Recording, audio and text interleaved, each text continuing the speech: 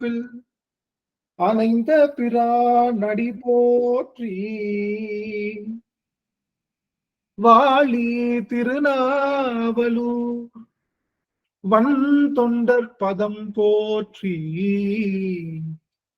ஊழிமலி திருவாதூர் திருத்தாள் போற்றி. ஊழிமணி திருவாதூரர் திருத்தாள் போற்றி.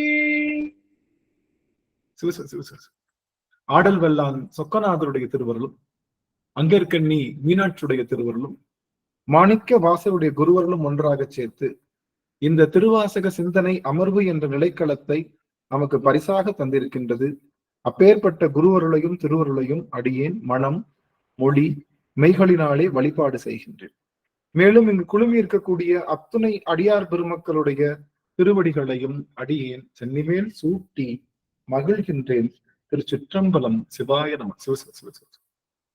சொக்கநாதர் என்பா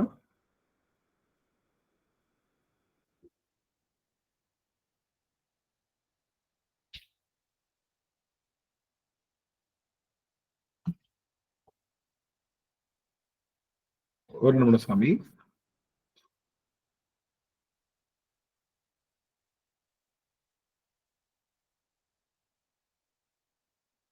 தேகாதி எல்லாம் சடம் பிணம் பொய் என்றிருக்க,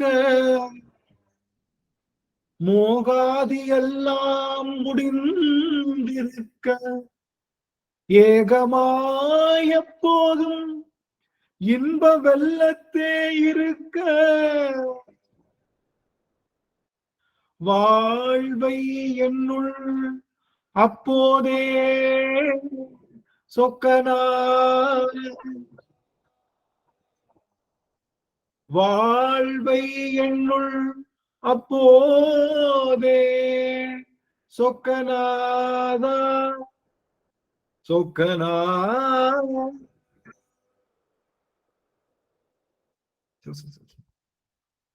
சொக்கநாதருடைய பெருங்கருணையினாலே நாம் தொடர்ந்து இந்த யாத்திரை பத்து என்ற அந்த பதிகத்தை சிந்தித்து வருகின்றோம். இந்த யாத்திரை பத்து என்பது என்ன அப்படின்னு பார்த்தோம்னா, இதுக்கு பல விஷயங்கள் உண்டு. இந்த யாத்திரை பத்து என்பது நம்மளுடைய அருளாளர்கள் நமக்கு கொடுத்த ஒரு மிகப்பெரிய ஒரு அனுபவம். என்ன அப்படின்னு பார்த்தோம்னா, யாத்திரை பத்து நமக்கு கொடுத்த அனுபவம், கொடுக்க போகின்ற அனுபவம் என்பது அனுபவாதீதம் உரைத்தல். அனுபவாதீதம் உரைத்தல் அப்படின்னு சொல்றோம். அனுபவம் அப்படின்னா என்ன, அனுபவாதீதம் அப்படின்னா என்ன அப்படின்னா, அனுபவம் அப்படின்னு அர்த்தம். அனுபவம், அணு அப்படின்னாலே என்ன அப்படின்னா, அணு அப்படின்னா என்ன சாமி? அணு அதாவது நார்மலா அனுகிரகம், அதே மாதிரி அனுபூதி, அந்த மாதிரி நிறைய விஷயங்கள் உண்டு. அதனால அணு அப்படின்னா தொடர்ந்துன்னு அர்த்தம். அணு என்றால் தொடர்ந்து. பவம்னாலுமே தொடர்ந்துதான். தொடர்ந்து பெறுகின்ற அந்த தொடர்ச்சியான விஷயத்துக்கு பேரு அனுபவம் பேரு. தொடர்ந்து நாம் பெற்றால் மட்டும்தான் அது அனுபவமாக விளையும். மின்னல் மாதிரி வந்துட்டு போனா அதுல என்ன அனுபவம் இருக்க முடியும்? மின்னல் மாதிரி வந்தா அதுல என்ன அனுபவம் இருக்க முடியும்? ஒரு விஷயமானது நின்று நிதானமாக நமக்கு வந்து சேர்ந்தாலே ஒழிய அதனுடைய அனுபவம் நமக்கு வந்து சேரும். ஒரு அனுபவம் என்பது நமக்கு தன் நிலையிலிருந்து மாறி நமக்கு அதை நம்மை தேற்றும் வகையிலே வருவதுதான் அனுபவம். இருள் என்பது பொருளை மறைக்கும். உங்க எல்லாருடைய முகக்குறிப்பையும் அடியேன் பார்க்கலாம்னு நினைக்கிறேன். ஏன்னா எவ்வளவு நேரம் இங்க மின் இணைப்பு இருக்கும் தெரியாது. அதனால உங்க எல்லாருடைய முகக்குறிப்பையும் அடியேன் பார்க்கணும்னு நினைக்கிறேன். அடியார்கள் வாய்ப்பு இருந்ததுன்னா ஒரு நிமிடங்கள் உங்க எல்லாருடைய முகக்குறிப்பை எல்லாம் பார்க்கணும் அப்படின்னு நினைக்கிறேன். மகிழ்ச்சி. ஆகாக அடியன் செய்த தவம் ரொம்ப மகிழ்ச்சியா இருக்கு. ஜெயலட்சுமி அம்மா வந்திருக்காங்க. அனுகிரகம். அணு என்றால் என்னன்னா தொடர்ந்துன்னு ஒரு பொருள். ஆகாக தவம் தான். எங்க அடியோர் பெருமக்கள் நிறைய பேரை பார்க்காம எனக்கு நாளே நிறைவடையல. நிறைய அடியோர்கள் எல்லாம் இன்னைக்கு வந்திருக்காங்க. சரலாசினி அம்மா, சரவண ஐயா, சுசிலா அம்மா, அங்கர்கண்ணி அம்மா, அணிமொழி அம்மா, சிவகுமார் ஐயா, மற்றும் நம்மளுடைய மற்ற நிறைய அடியார்கள், அம்மா ஜெயலட்சுமி அம்மா அவர்கள் வந்திருக்காங்க சீர்காழியிலிருந்து. எங்களுடைய திருவடி வணங்குகிறேன். எந்த பால் போட்டாலும் சிக்ஸர் அடிக்கிற வசந்த் அம்மா வந்திருக்காங்க. அதனால எவ்வளவு மகிழ்ச்சியா இருக்குங்க எல்லாரையும் பார்க்கும்போது. தவம். அப்போ இருள் என்ன பண்ணும் அப்படின்னா, என்ன பண்ணும்? ஒரு பொருளை மறைக்கும். ஒளி என்ன பண்ணும்? இருள் ஒரு பொருளை மறைக்கும். ஒளி என்ன பண்ணும்? காட்டும் ஐயா. காட்டும், பொருளை காட்டுங்க. அருமை அருமை அருமை. இப்பதான் நீங்க மாட்டிக்கிட்டீங்க. இருள் என்பது ஒளியை மறைக்கும், பொருளை மறைக்கும். ஒளி என்பது பொருளை காட்டும். ஆமா தானே? ஒளி என்பது பொருளை காட்டும். இதுல எந்த மாற்று கருத்து இருக்கா யாருக்காவது? ஒளி என்பது பொருளை காட்டும் அப்படிங்கிறதுல மாற்று கருத்து இருக்கா? யாருக்கு மாற்று கருத்து இல்ல? இருளை மறைக்கும். இருளை மறைக்கும். இருளை மறைக்கும். பொருள், நான் சொல்றேன் நார்மலா பொருளை காட்டும். சரி, இப்போ உங்க எல்லாருக்கும் ஒரு கொஸ்டின். எனக்கு கொஞ்சம் பாருங்களேன். அதுக்காக தான் நான் உங்களை எல்லாத்தையும் கொஞ்ச நேரம் ஆன் பண்ண சொன்னேன். உங்களுடைய வீடியோஸ் ஆன் பண்ண சொன்னேன். உங்க எல்லாத்துக்கும் ஒரு கொஸ்டின் என்னன்னா, நீங்க இருட்டுல போயிட்டு இருக்கீங்க, கையில டார்ச் வச்சிருக்கீங்க, அடிச்சுக்கிட்டே போனா என்ன ஆகும்? உங்களுக்கு அந்த பொருள் தெரியுமா? ஏன்னா இருள்ல அந்த கையில டார்ச் வச்சிருக்கீங்க, அந்த பொருள் தெரியுமா? சரி, அப்போ இருள் என்னது? பொருளை மறைக்குது. ஒளி என்னது? பொருளை காட்டுது. கரெக்டா இல்லையா? தப்பு இல்ல? கரெக்டா காட்டுது. அதே அந்த பக்கம் ஒருத்தவங்க வர்றாங்க, உங்க மூஞ்சியில, அதாவது உங்க முகத்துல லைட் அடிக்கிறாங்க. இப்ப உங்க முகத்துல லைட் அடிக்கிறாங்க ஃபுல்லா. உங்களுக்கு என்ன தெரியும்? ஒளி மட்டும் தெரியும்.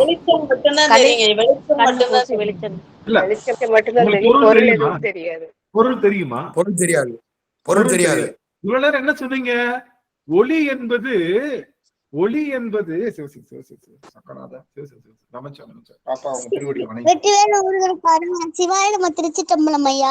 தங்கம். அருமை தங்கம். சாமி ரொம்ப மகிழ்ச்சி சாமி. உங்களை பார்த்ததே அடியில் தவமா நினைக்கிறேன். இப்போ இவ்வளவு நேரம் என்ன பண்ணோம் அப்படின்னா, இருள் தான் பொருளை மறைக்கும்னு சொன்னோம். ஆனா இப்போ என்ன சொல்றீங்க? முகத்துல வெளிச்சம் அப்படியே டார்ச் லைட்ட முகத்துல அடிச்சோம் அப்படின்னா அது என்ன பண்ணாது? அதுவும் மத்த பொருளை காட்டல. எனக்கு எதுவுமே தெரியாது. அந்த ஒளியும் பொருளை மறைக்கின்றது. நம்ம எல்லாரும் என்ன நினைச்சிட்டு இருக்கோம்? இருள் தானே பொருளை மறைக்குதுன்னு சொன்னோம். ஆனா இப்ப என்னது? ஒளியும் பொருளை மறைக்கின்றது. அப்போ இப்போ இப்படி வச்சுக்கலாம். இப்ப முகத்துல அடிக்கிறத ஏங்க இப்படி சொல்றீங்க? நீங்க சும்மா முகத்துல அடிக்காம வேற இடத்துல அடிங்க. சரி, ஓகே. உட்கார வச்சுட்டு உங்களுக்கு முன்னாடி ஒரு 10,000 வாட்ஸ் பல்பை நான் ஆன் பண்ணிடுறேன். 10,000 வாட்ஸ் பல்பை நான் ஆன் பண்ணிட்டா உங்களுக்கு பக்கத்துல உள்ள பொருள் தெரியுமா? தெரியாது.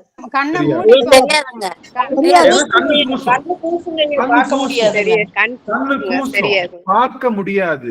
ஆக ஒளியும் ஓர் அளவில் இருந்தால் மட்டுமே பொருளை காட்டும். நல்லா தெரிஞ்சுக்கோங்க, எவ்வளவு அழகான வார்த்தை பாருங்க. ஒளியும் பொருள், எப்பயுமே ஒளி பொருளை காட்டும். ஆனா தன் அளவில் நின்றால் ஒளிய அளவுக்கு மீறிட்டா அதுவும் இருளுக்கு சமம். எவ்வளவு அழகு பாருங்க. அளவுக்கு மீறிட்டா ஒளியும் இருளுக்கு சமம். அதனாலதான் எப்படி சொன்னாங்க? சோதியனை. வெயில்ல நம்ம போயிட்டு வந்து வீட்டுக்கு வந்தா ஒண்ணுமே தெரியாதுங்க, இருட்டாவே இருக்கும். அப்பயே நமக்கு ஒண்ணும் தெரியாதுதான். அது கண்ணுல உள்ள ரெட்டினா அந்த அது குறைஞ்சு கூடுறதுனால வர உள்ள உழைப்பாடு எது வந்தாலும் சரி, கரெக்ட் தான். ஆனா என்ன ஒரு முக்கியமான செய்தினா, ஒளியும் இருளும் ஒண்ணுதான்னு சொல்ல வரும். நம்ம எல்லாரும் ஒளியும் இருளும் வேற வேறன்னு சொன்னாலும் ஆப்போசிட் நினைச்சோம்ல. ஒளியும் இருளும் ஒண்ணுதான். அதனாலதான் பெருமான சோதியனே துன் இருளே தோன்றா பெருமையனேன்னு சொல்றான். சோதியனே, சோதியும் அவன்தான். துன் இருள்னா ரொம்ப டார்கஸ்ட் இருள். அது பேர் தான் துன் இருள்னு சொல்லுவோம். ரொம்ப ஃபைனஸ்டான ஒரு இருளுக்குதான் துன் இருள்னு சொல்லுவோம். பெருமாள் அதனாலதான் சிவபெருமான சோதியனே துன் இருளே தோன்றா பெருமையனை. அவன் தோன்ற வேண்டிய அவசியமே இல்லை. ஆக நாம நினைச்சிட்டு இருந்தது எல்லாமே இருள் தான் பொருளை மறைக்கும், ஒளி பொருளை காட்டும் சொன்னோம். ஒளியும் பொருளை மறைக்கும். தன் நிலையிலிருந்து அதிகரித்தார். இருளும் கம்மியா இருந்துச்சுன்னு வச்சுக்கோங்க, அந்த பொருள் தெரியும். இருள் கம்மியா இருக்கு, பொருள் தெரியும். வெளிச்சமும் கம்மியா இருக்கு, பொருள் தெரியும். இருள் அதிகமா இருக்கு, பொருள் தெரியாது. வெளிச்சமும் அதிகமா இருக்கு, பொருள் தெரியாது. புரிஞ்சுதுங்களா? ஆக இருளும் ஒளியும் ஒன்று, இருளுக்கும் ஒளிக்கும் இடம் ஒன்றே. ஒன்றிடம் ஒன்றிடம், இருளுக்கும் ஒளிக்கும் இடம் ஒன்றே அப்படின்னு சொல்லுகின்ற ஔவையாருடைய விநாயகராகும். நம்ம எல்லாம் நினைச்சிட்டு இருக்கோம் இருளும் ஒளியும் வேற வேற. அதனாலதான் எந்த சமயத்திலையும் சொல்ல முடியாத கருத்து எல்லா சமயங்களும் இறைவனை ஒளி வடிவமாக சொல்லுகின்றது. ஆனால் ஒளிக்கு சமமாக இருளும் நிறைந்திருக்கிறது. ஆகவே அந்த இருளையும் இறைவனாகவே பார்க்கின்ற ஆற்றல் உடையது நம்முடைய சமயம். ஆகவே சோதியனே துன்இருளே தோன்றா பெருமை. அப்ப இறைவன் ஒளியாகவும் இருக்கா, ஒளிக்குள் ஒளிந்தும் இருக்கான். அந்த ஒளிக்குள் ஒளிந்திருப்பதுதான் இருள், வேற ஒண்ணும் இல்ல. இறைவன் ஒளியாகவும் இருக்கான், ஒளிக்குள் ஒளிந்தும் இருக்கான். அதனாலதான் ஒரு ஒரு முக்கியமான செய்தி, இது கொஞ்சம் சிந்திச்சுட்டு உள்ளுக்குள்ள போயிடலாம். ஒரு கவனமான செய்தி, இது ஒரு கவனமான செய்தி. வாய்ப்பு இருந்ததுன்னா கொஞ்சம் அட்டென்ஷன் நீங்க கொடுக்கணும். உங்க வாய்ப்பு இருந்ததுன்னா நீங்க என்ன வேலை போட்டிருந்தாலும் ஒரு 2 நிமிஷம் அப்படியே கீழே போட்டு அப்படியே நின்னீங்கன்னா ஒரு முக்கியமான பொறுப்பு உங்க எல்லாத்துக்கும் அடியன் கொடுக்கலான்னு இருக்கு. முக்கியமான பொறுப்பு என்ன அப்படின்னா, அடியன் ரீசெண்டா ஒரு திரைப்படம் பார்க்க நேரிட்டது. வாய்ப்பு இருந்ததுன்னா நீங்க பார்க்கலாம். ஆனா அந்த படத்தை பார்க்கணும்னா சில டிஸ்கிளைமர்ஸ் எல்லாம் இருக்கு, அதெல்லாம் நான் சொல்லிக்கிறேன் முன்கூட்டியே. ஆனா அதெல்லாம் நமக்கு தேவையில்லை. முக்கியமான விஷயம், இது கேரளா ஸ்டோரின்னு ஒரு படம் இருந்தது. அதெல்லாம் நீங்க பார்த்தீங்களான்னு தெரியல. அது ஒரு சர்ச்சைக்குரிய ஒரு படம் தான். அதுல ஒரு சமயத்துல இருந்து இன்னொரு சமயத்துக்கு கன்வெர்ட் பண்ணுவாங்க, அந்த மாதிரி எல்லாம் விஷயங்கள்லாம் போகும். அது நாக்குள்ள வரல. அதுல அவங்க சமயத்துல இருந்து இன்னொரு நம்ம இந்து சமயத்துல இருந்து மற்றொரு சமயத்துக்கு மாத்துவாங்க. இப்படி மாற்றும் போது அவங்க கேட்கிற கேள்வி என்ன, அந்த பொண்ணு கேட்பான், who is the best god, யார் உங்க கடவுளிலே மிகச்சிறந்தவர் அப்படின்னு கேட்கும் போது, எங்க கடவுள்ல மிகச்சிறந்தவர் சிவபெருமான் தான் அப்படின்னு அந்த பொண்ணு சொல்லுவான். சொன்ன உடனே அதுக்கு அந்த பொண்ணு திரும்ப கேள்வி கேட்பது, அப்படியா சிவபெருமானாக இருந்தால் தன்னுடைய மனைவியாகிய சதி இறந்ததுக்கு அப்புறம் அந்த சதியை தோல்ல போட்டுக்கிட்டு அழுது ருத்ர தாண்டவம் ஆடி இந்த திரௌபதி தாய் பாரதத்தையும் ஒரு போனா அப்படி இல்ல, அப்போ தன்னுடைய மனைவியினுடைய துக்கத்தையே தாழாத ஒருவர், அதுக்கு அழுகிற ஒருவரை நாம் எப்படி கடவுளாக கொள்ள முடியும் அப்படின்னு அந்த பொண்ணு கேள்வி கேட்போம். வேற என்ன பொண்ணு. அதுக்கப்புறம் ராமர் எங்களுடைய நெக்ஸ்ட் காட் அப்படின்னு சொன்ன ராமர் அவருடைய மனைவியவே சரியா பாத்துக்க முடியாதவர், உங்களை அவங்க எப்படி பாத்துக்குவாங்க, நீங்க அவங்கள கடவுளா எடுத்துக்கிறீங்க அப்படின்னு அந்த கேள்வி அந்த பொண்ணு எழுப்புவான். கேட்கும் போது எல்லாத்துக்கும் சரியா தானே தோணுது. இல்ல ஏதாவது தவறு இருக்கா, என்ன தவறு இருக்கா? சரியா தான் தோணுது. ஆனா என்ன விஷயம் இருக்கு அப்படின்னா, நல்லா கவனிக்கணும். சதி இறந்தவுடன் சதியை தூக்கி பெருமான் ஆடியதில் அவளுடைய அங்கங்கள் விழுந்த 51 இடங்கள், அவருடைய அங்கங்கள் சிதறிய இடங்கள் தான் சக்தி பீடங்களாக நாம் பார்க்கிறோம். அவருடைய கண்ணு விழுந்த இடம், அவருடைய கால் விழுந்த இடம், அவருடைய அப்படி ஒவ்வொரு அங்கங்கள் விழுந்ததான் சக்தி பீடங்களை நம்ம பார்க்கிறோம். இறைவனை ஆணாகவும், நல்லா கவனிக்கணும், முக்கியமான பொறுப்பு உங்ககிட்ட இருக்கு. அதை மட்டும் நீங்க தயவு செய்து விட்டுறாதீங்க. நீங்க கோவிலுக்கு போகாதீங்க, நீங்க தேவாரம் பாடுங்க, பாடாதீங்க. இந்த சமயத்தை உயிர்ப்புடன் வைத்திருக்கக்கூடிய பொறுப்பு உங்களுக்கு இருக்கு. அது மட்டும் தயவு செய்து எங்க குழந்தைங்களுக்கோ யாராவது கேட்டாங்கன்னா தயவு செய்து அந்த விஷயங்கள் எல்லாம் எடுத்து சொல்லுங்க. இறைவனை ஆணாகவும் இறைவியை பெண்ணாகவும் வைத்ததற்கான காரணம் என்ன அப்படின்னு பார்த்தோம்னா, இறைவன் ஆளுமைக்கு உரியவன், பெண் என்பவள் கருணைக்குரியவள். ஆகவே இறைவனுடைய கருணையை ஒரு உருவமாக பெண்ணாகவும், இறைவனுடைய ஆற்றலை ஒரு ஆணாகவும் சித்தரித்தார்கள். ஆனா உண்மையிலேயே இறைவனுக்கு பாலினம் உண்டா? அவனுக்கு ஆண் பெண் என்ற பேதம் உண்டா? ஆணாகி பெண்ணாகி அலியாகி அதன் பின் வேறாகி நின்றவன் இறைவன். ஆண் இல்ல அப்படின்னா பெண்ணா இல்ல, பெண் இல்ல, அப்ப ஆணும் பெண்ணும் இல்லையே, அப்ப அலி என்ற 3வது பால் இருக்கு, அந்த இனமான்னு கேட்டா அதுவும் இல்ல, அதையும் தான். இறைவன் பாலினத்துக்கு அப்பாற்பட்டவன் அப்படின்னு சொல்லுவதுதான் நம்மளுடைய சைவம், நம்மளுடைய திருமுறை. ஆனா ஏன் இப்படி இறைவனுக்கு ஒரு வடிவம் கொடுத்தார்கள்? அது எல்லாம் வடிவம் அல்ல, ஒரு குறியீடினுடைய காரணம் நம்ம சொல்லித்தரவே மறந்துட்டோம். நீங்க பாத்தீங்கன்னா வடக்க பூரா ஒரே கதை, எந்த கோயிலுக்கு போனாலும் சரி, இங்கதான் சாமி பிச்சை எடுத்தாரு, இங்கதான் அன்னபூர்ணி சாப்பாடு போட்ட உடனே பிச்சை முடிஞ்சது, இங்கதான் இது நடந்தது. எல்லாமே புராணங்கள்ல வரக்கூடிய செய்தி. முப்புறம் எரித்தார் என்று சொல்வார் மூடர்கள். யார் சொல்றான்? திருமூலர் சொல்ற. முப்புலம் எரித்தன என்பார்கள் மூடர்கள். முப்புலம் ஆவது மும்மல காரியம். முப்புறம் என்பது மும்மல காரியம். மும்மல காரியம் உனக்கு சொன்னா புரியாது. உனக்கு என்ன பண்ணணும்? 4-5 கேரக்டரை வச்சு சொல்லி கடைசியில் என்ன பண்ணுவாங்க? அதை விளக்குவாங்க. முக்கியமான செய்தி சொல்ல போறேன் அடியார்களுக்கு. அதுவும் சொல்லிட்டு உள்ள வர போறோம். இப்போ இந்த ஆன்மாவுக்கு அங்க பாரு, அதோ தெரியுது பாரு தெற்க. எல்லாருக்கும் அருந்ததி நட்சத்திரம் கேள்விப்பட்டீங்களா? அருந்ததி நட்சத்திரம்ன்றத கேள்விப்பட்டீங்களா? அம்மி மிதித்து அருந்ததி பார்க்கின்றோம் அப்படின்னு சொல்லுவோம். பாத்துறீங்களா? அருந்ததி பாத்துறீங்களா? எல்லாரும் அம்மி மிதித்து அருந்ததி காட்டுவாங்களே, பாத்துருக்கீங்களா? ஹஸ்பண்ட் ஒய்ஃபா சேர்ந்து பாத்துறீங்களா? பாத்தீங்களா? என்னங்க திரிக்கிறீங்க எல்லாரும்? அம்மி மிதிச்சு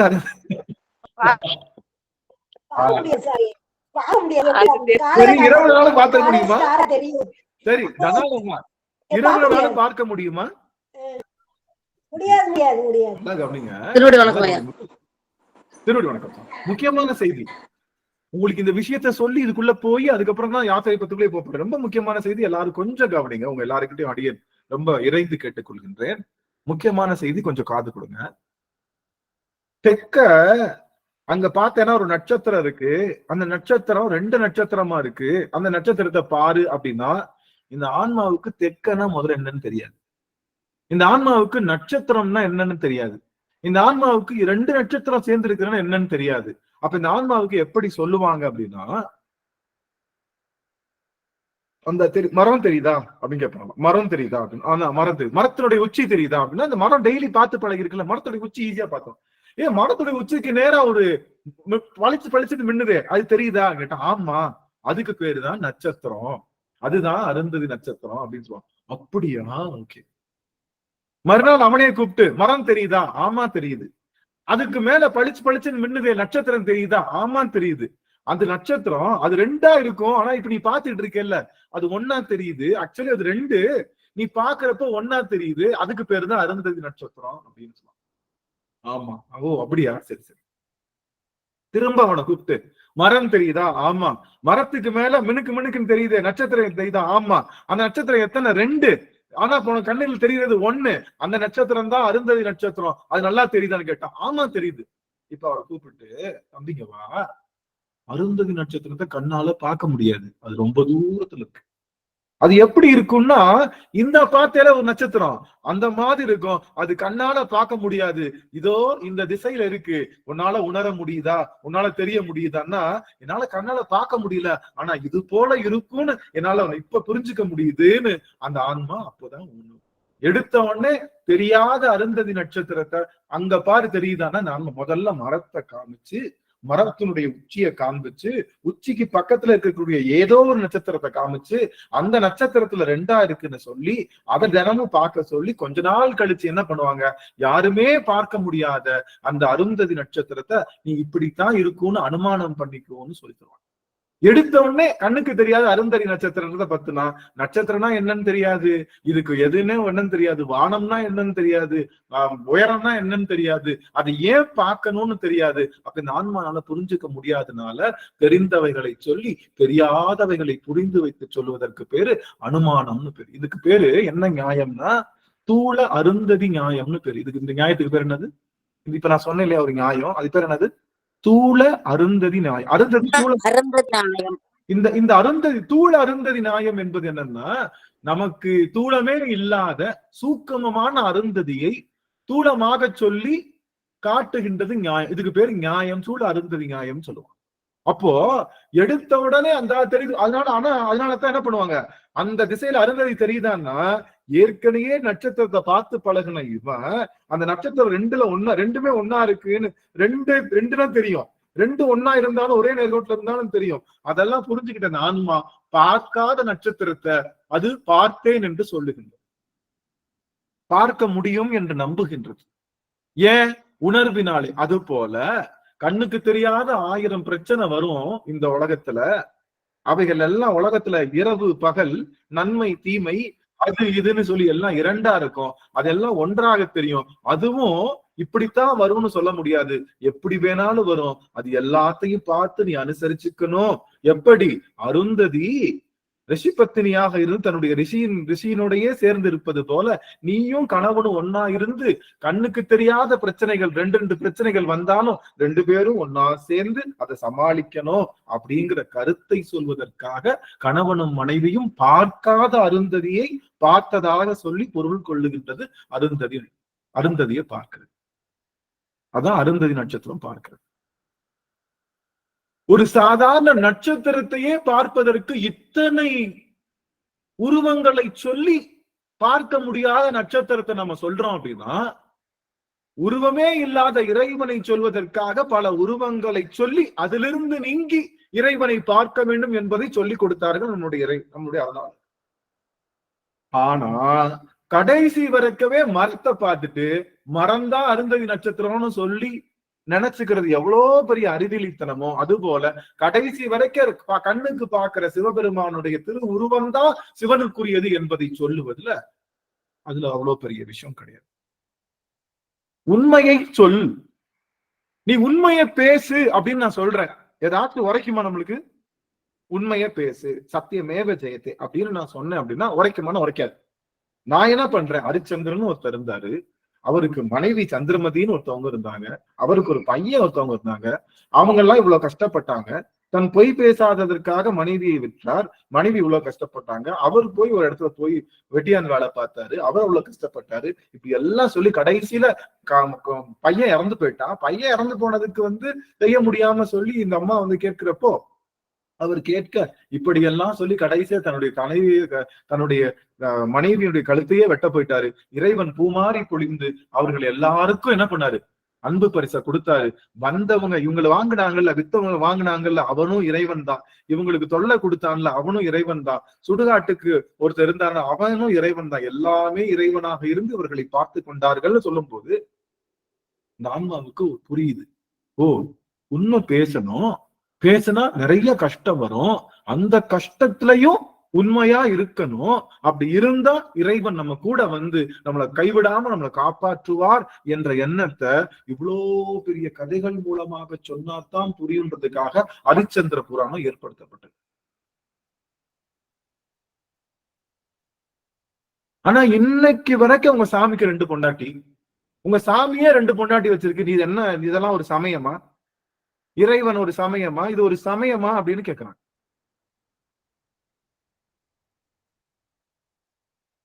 உங்க கண்ணன் எல்லா பெண்களுடைய ஆடையையும் உருவி அவர்களை நிர்வாணமாக பார்த்து அனுபவிக்கிறானே, இது ஒரு இறைவனா அப்படின்னு கேட்கிறாங்க. அவர்களுக்கு தெரிந்ததெல்லாம் உடை, காமம், இது மட்டும்தான். சரி, நான் அதுக்குள்ள ரொம்ப போக வரும். ஒண்ணு மட்டும் சொல்லிக்கிறேன். இறைவனுக்கு 2 மனைவிகள், உண்மைதானே? சிவபெருமானுக்கு 2 மனைவிகள், உண்மைதானே? உண்மைதான். எது சொல்லுது? நம்மளுடைய திருமுறை சொல்லுது. யார் யார் மனைவி?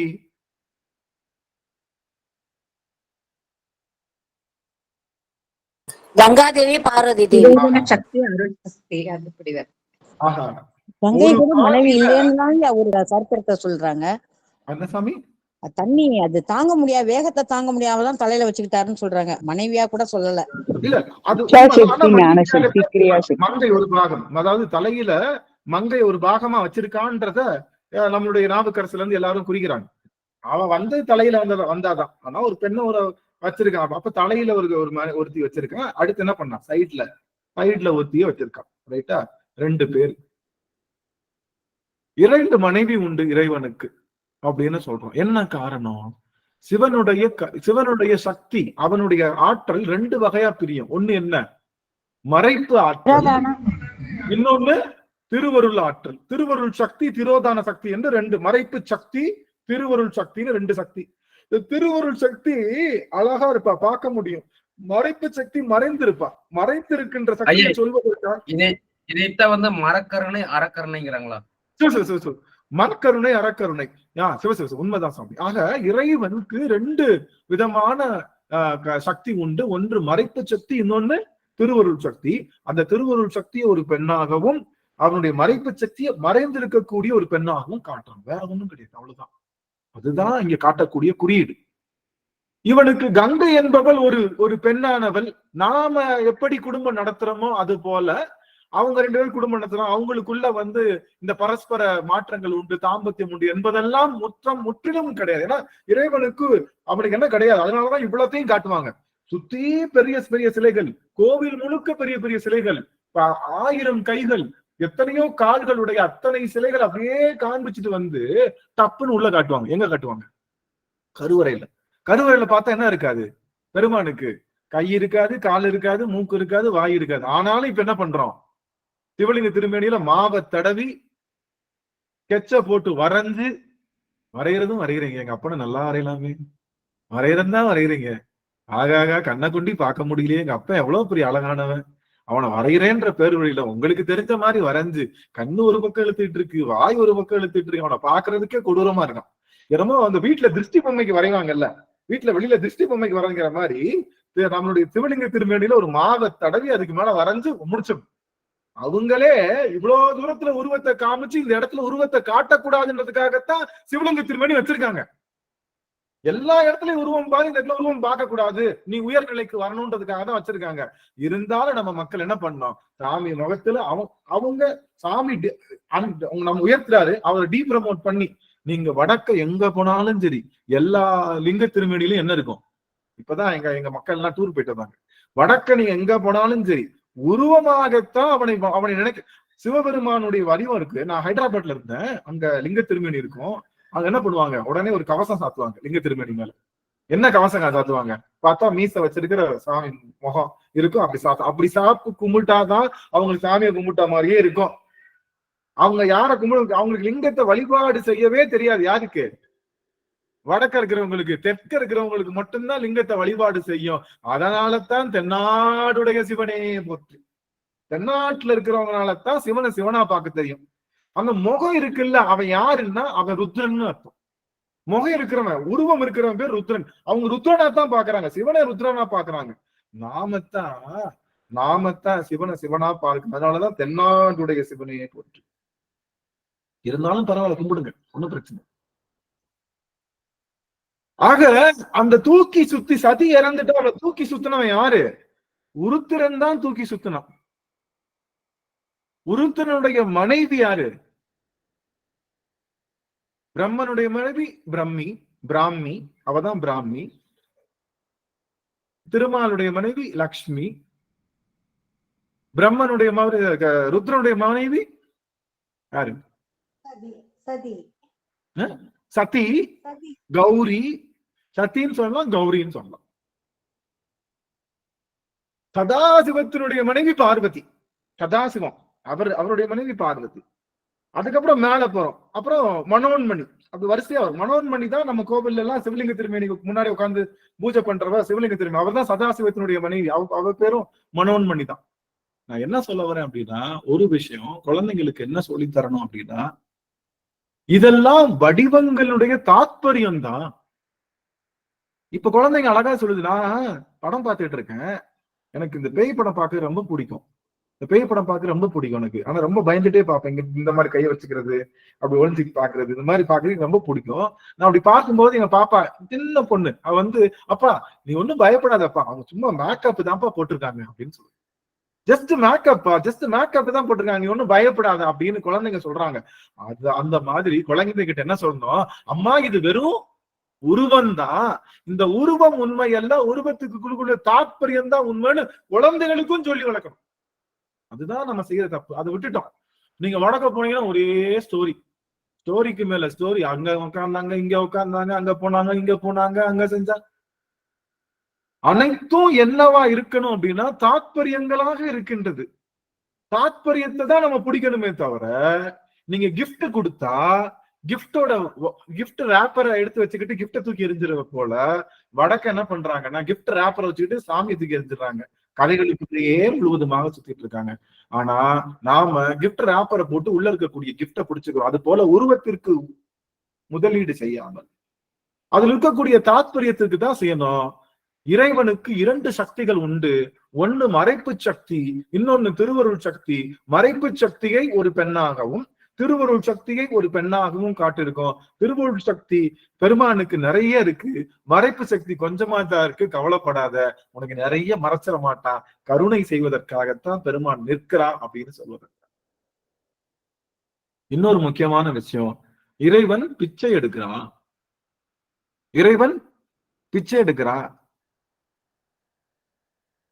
அவன் பிச்சை எடுக்கிற மாதிரி ஒரு ஒரு ஒரு சிலை வச்சிருப்பாங்க. நீங்க பாத்தீங்கன்னா எங்க வடக்கெல்லாம் பிச்சை எடுக்கிற மாதிரி. அங்க போய் என்ன பண்ணுவாங்க எல்லாரும் போய் அந்த பிச்சை பாத்திரத்துல எல்லாரும் என்ன பண்ணுவாங்க? அரிசி போடுவோம். அரிசியா போடுறாங்க, அரிசியா போடுறாங்க, காசு போடுவாங்க சாமி.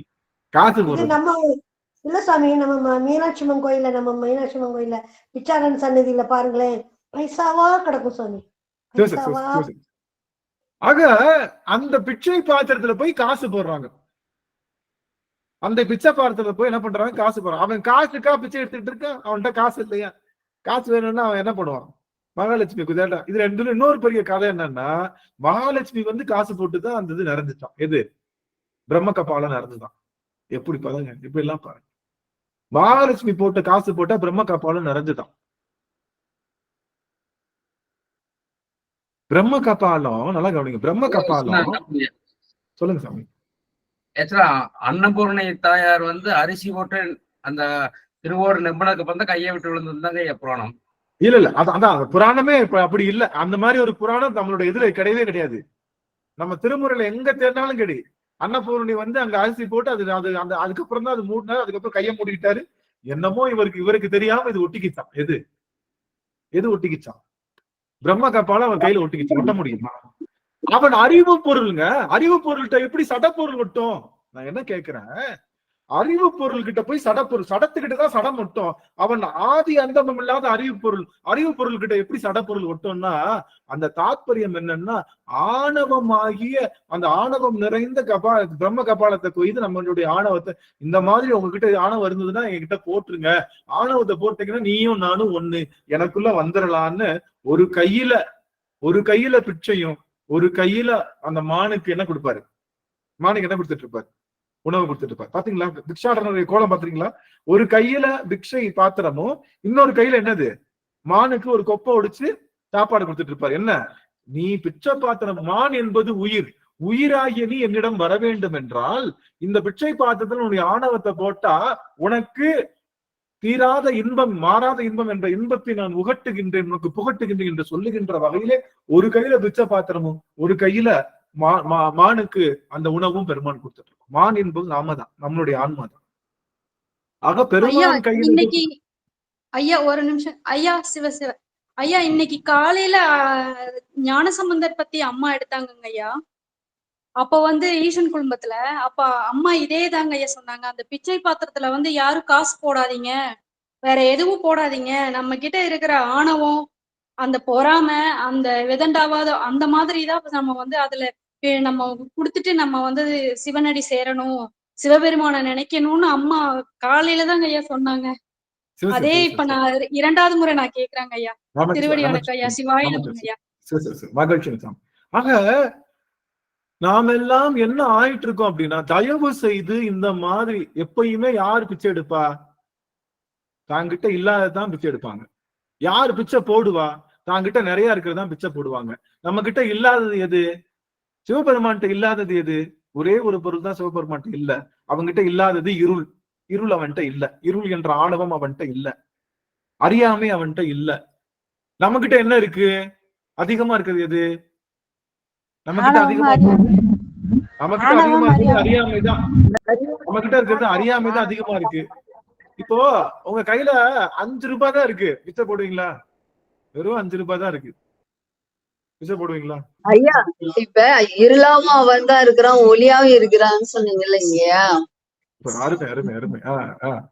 அட்டகாசம் எங்க அடிக்கிறாங்க பாருங்க. இங்கதான் எல்லாரும் தூங்கிட்டீங்க. எங்க பொண்ணுடைய அவன் மட்டும் தான் ஒழிச்சிருக்காங்க. ஏங்க நீதான் இருளாவும் அவனா இருக்க, ஒளியாவும் அவனா இருக்க. இப்ப இருளை கொடுங்க. நான் சொல்றது இருள் என்றது நல்லா கவனிக்கணும். இறைவன் காட்டுகின்ற இருள். நான் சொல்றது சோதியனே துன்னிருளே தோன்றா பெருமையனேன்னு சொல்கின்றதுல சோதி என்பது அது அறிவு பொருள்.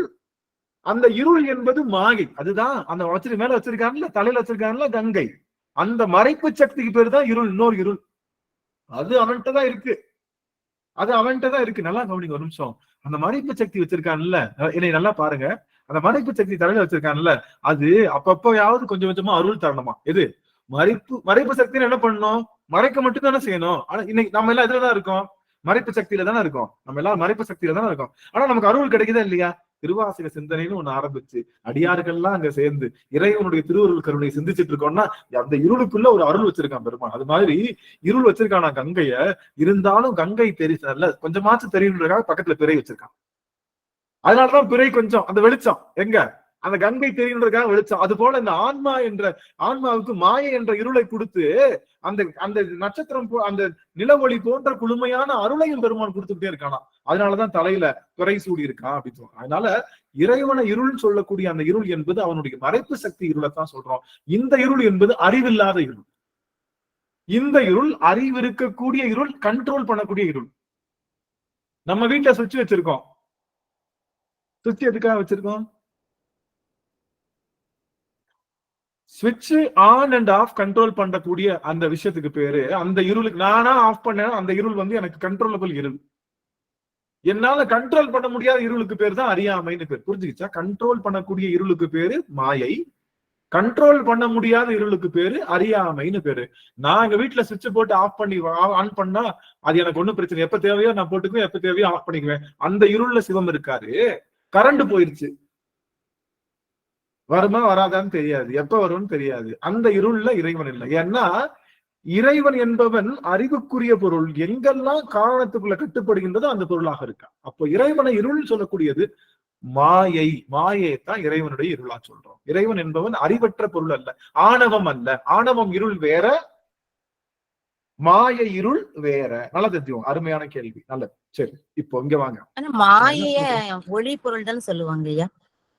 மாயை ஒளியா? கொஞ்சம் ஒளி. அது வந்து கண்ட்ரோலபிள் லைட். அது தேவைப்பட்டா ஆன் ஆயிக்கும். நம்ம எப்பெல்லாம் முழிக்கிறோமோ அப்பெல்லாம் ஆன் ஆயிக்கும்.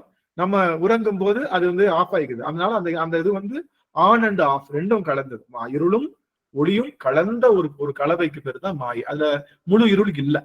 இறைவனுடைய திருவருள்ல தான் முழு இருள், முழு ஒளி இருக்கு. அதனால அப்படி சொல்றோம். சரி, என்னமோ சொல்ல வந்து வந்துட்டேன். ஏதோ சொல்லிக்கிட்டு டக்குனு யாரை கரெக்டா கூட்டு வாங்க. கலாவதி அம்மா யாரு? உருவத்தை பேசுறீங்க. உருவத்தை பேசுறீங்க. இறைவனுக்கு உருவம் இல்ல. அப்படி மறைப்பு சக்தியை கொஞ்சோண்டு ஒளியையும் நமக்கு திருவள்ளுவர் சக்தியும் தருதுன்னு சொன்னீங்க.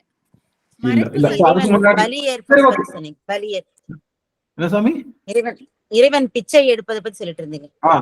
அப்போ இறைவன் எடுக்கின்ற அந்த பிச்சைக்கான பொருள் என்ன? அந்த ஆணவம் என்பதை அந்த இருளை என்கிட்ட கொடுத்துரு.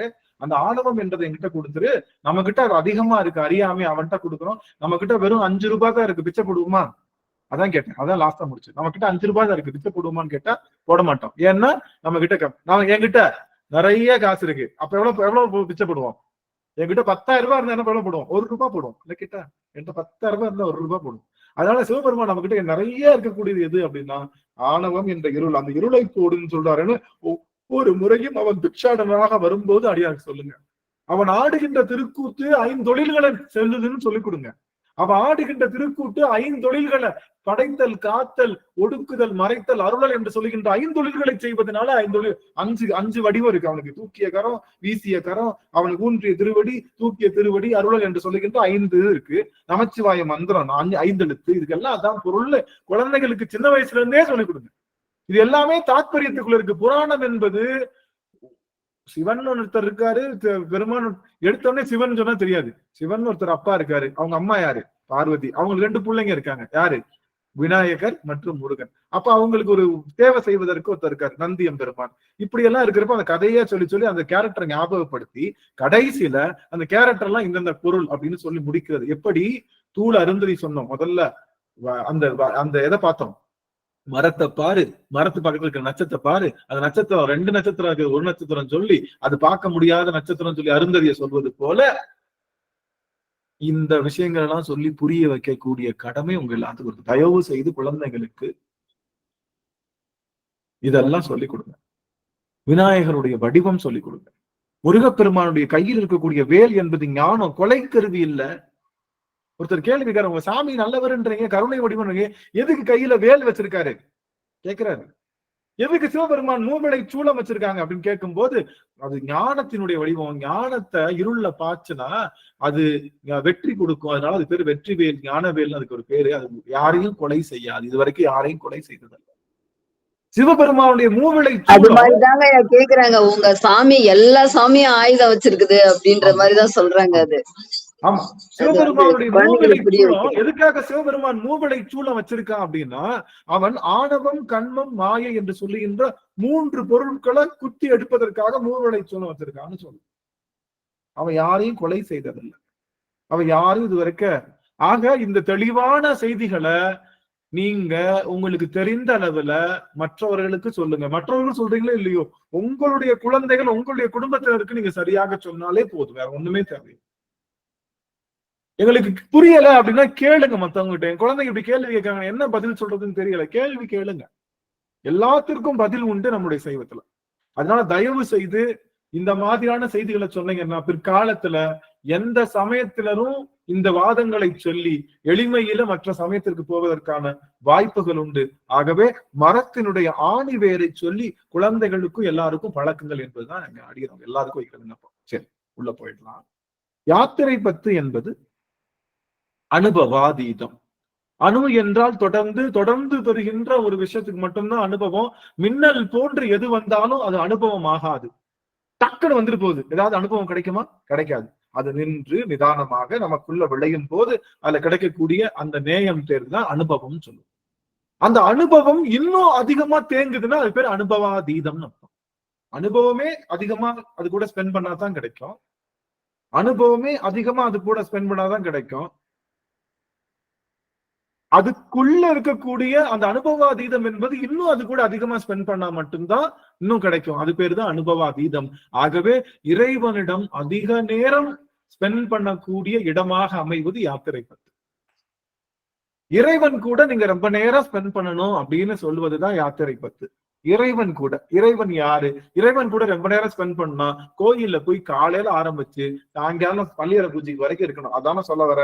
இல்ல, இறைவன் அங்கு மட்டுமல்ல, இறைவன் அங்குங்கனாதபடி எங்கும் பிரகாசமாக ஆனந்த வடிவமாக அன்போடு நிற்கின்ற இடத்துல எல்லாம் இறைவன் இருக்கின்றான் என்பதை நீங்கள் எவ்வளவு நேரம் அன்போடு ஊறுகின்றீர்களோ அவ்வளவு நேரம் இறைவனோடு இருக்கின்றீர்கள் என்றார். ஆக அனுபவாதீதம் என்பது இறைவனோடு தொடர்ந்து பயணிக்கக்கூடிய விஷயம்.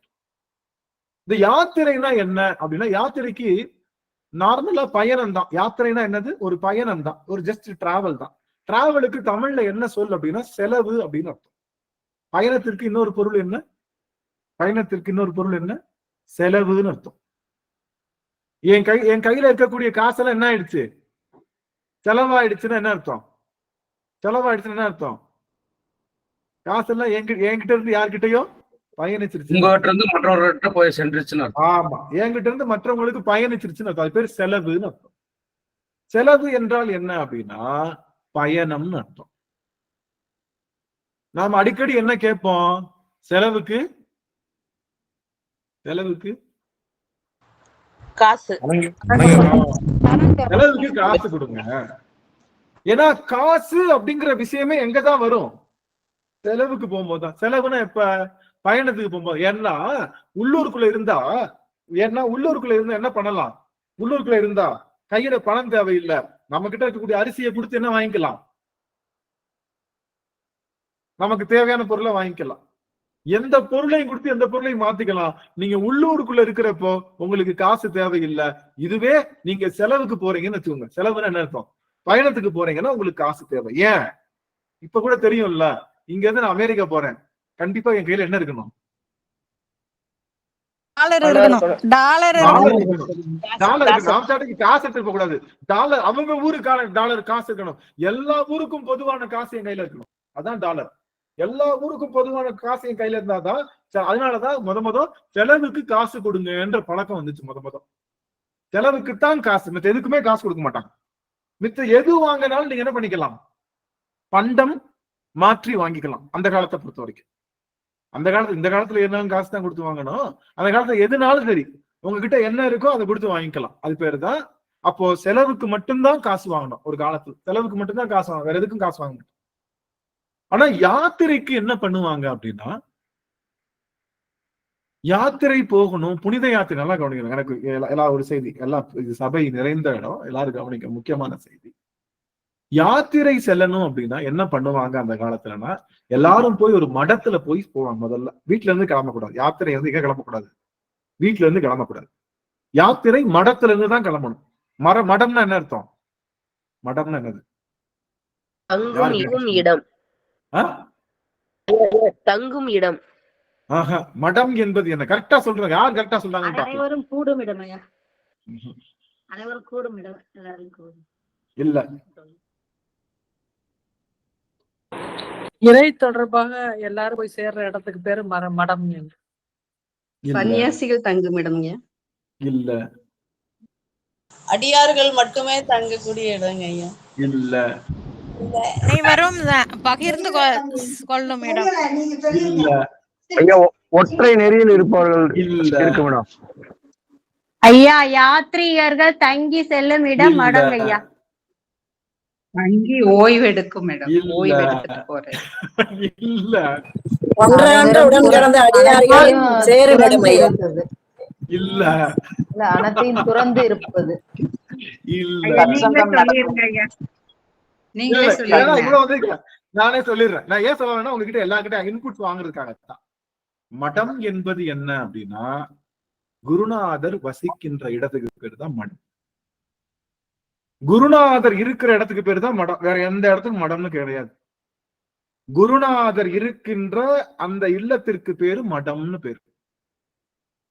நம்மளுடைய மடமையெல்லாம் கொளுத்துகின்ற இடம் மடம்.